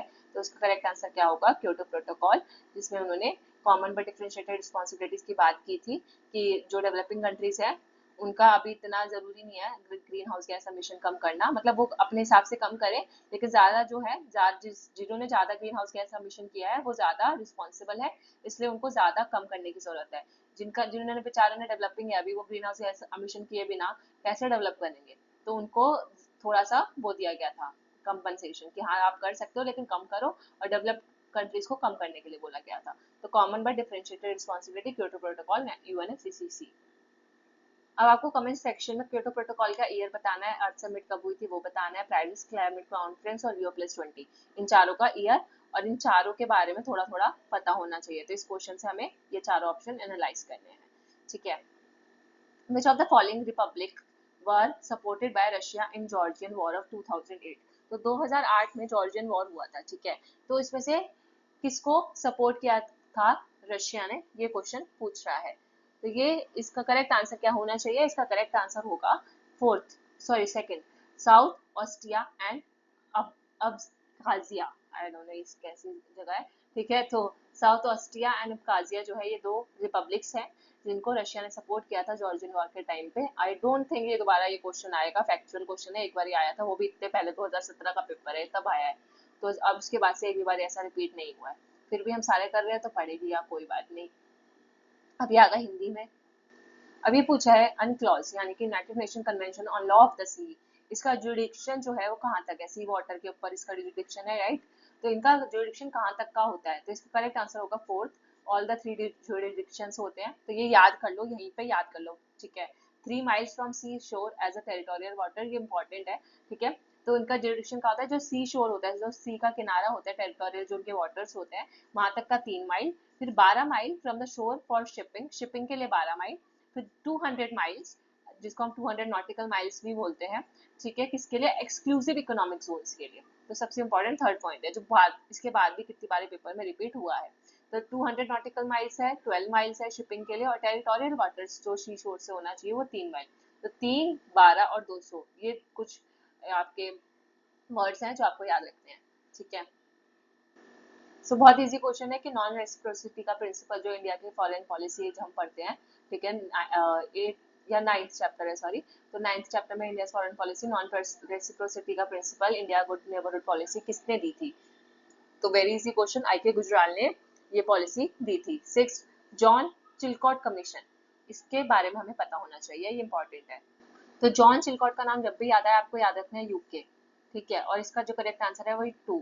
अभी हमने थोड़ी देर पहले पढ़ा था कि यूएसए ने इराक पर अटैक किया था 2003 में, लेकिन चिलकॉट कमीशन क्या हुआ था जब यूएसए अटैक करा था, यूके ने इराक वॉर में इसका साथ दिया 2003 में, तो उसके लिए चिलकॉट कमीशन बिठाई गई थी। और ये इसमें जो उस टाइम पे जो प्राइम मिनिस्टर थे वहां पे थे गॉर्डन ब्राउन।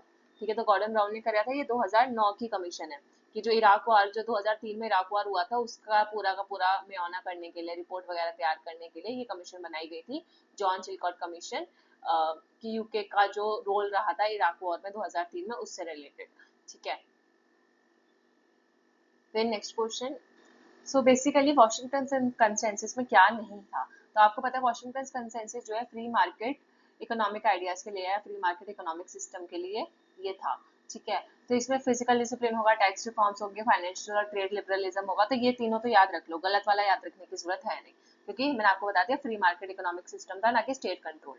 तो ये हो गया गलत, और बाकी ये तीन आपको याद रखना है और ये पॉइंट याद रखना है, बस ये 4 पॉइंट वाशिंगटन कंसेंसस से याद हो गए, काफी है।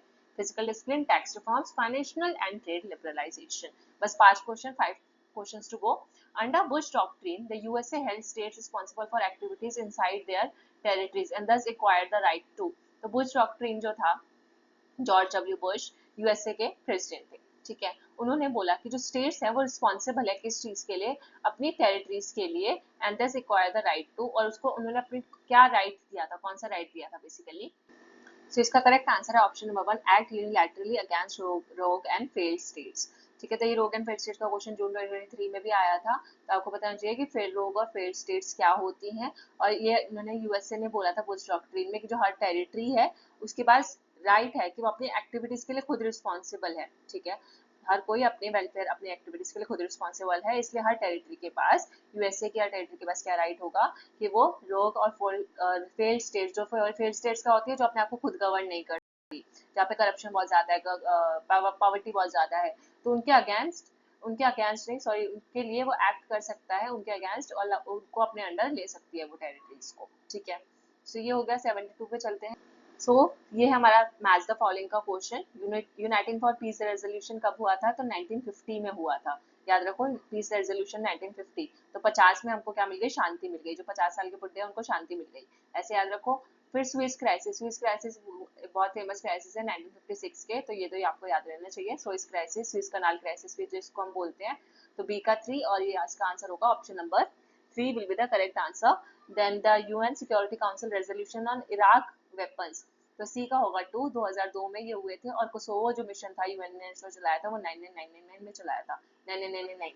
ठीक है, कोसोवो, तो इसमें आ रहा है, देखो 3 बार यू आ रहा है, ओ ओ और ओ, तो 3 बार ओ मतलब 9 और 9 और 9, तो 3 बारी 9, ऐसे करके कुछ याद रख लो। ठीक है, यूएन सिक्योरिटी काउंसिल रेजोल्यूशन तो आपको याद रखना है, इराक वेपन्स वाला, ये 2002 का, क्योंकि हमने थोड़ी देर पहले ही कितनी बारी 2003 पढ़ा, तो 2003 के आसपास ही होगा ना इराक वेपन वाला जो इराक क्राइसिस हुए थे, तो 2002 में हुए थे बस। अब इस क्वेश्चन से आपको क्या याद रखना है, ये 73rd क्वेश्चन से आपको पता होना चाहिए कि जितनी भी ट्रीटीज हैं आपको क्रोनोलॉजी में याद रखनी है। ठीक है, डेट रखो मत रखो, लेकिन उसको क्रोनोलॉजी में याद रखो कि सॉल्ट 1, सॉल्ट 2, सीटीबीटी, पीटीबीटी, ये सारी। ठीक है, तो सबसे इसका देखते हैं, कन्वेंशनल आर्म्स कट ट्रीटी कब हुई थी, 1990 में हुई थी। तो सबसे इन चारों में जो यहाँ पे मेंशन है, इसमें सबसे पुरानी कौन सी हुई, तो ये वाली 1990 में, तो इसका यहाँ पे हो गया 1। ठीक है, 73rd का हो गया 1। बी का 4, यानी कि स्टार्ट या फिर स्ट्रेटेजिक आर्म रिडक्शन ट्रीटी, जिसको हम स्टार्ट 1 भी बोलते हैं, तो ये किस कब हुई थी, ये हुई थी हमारी 1991 में। फिर ऑब्वियसली 1 के बाद कौन सी होगी, 2, तो 2 कौन सी हो गई हमारी यहाँ पे 1993।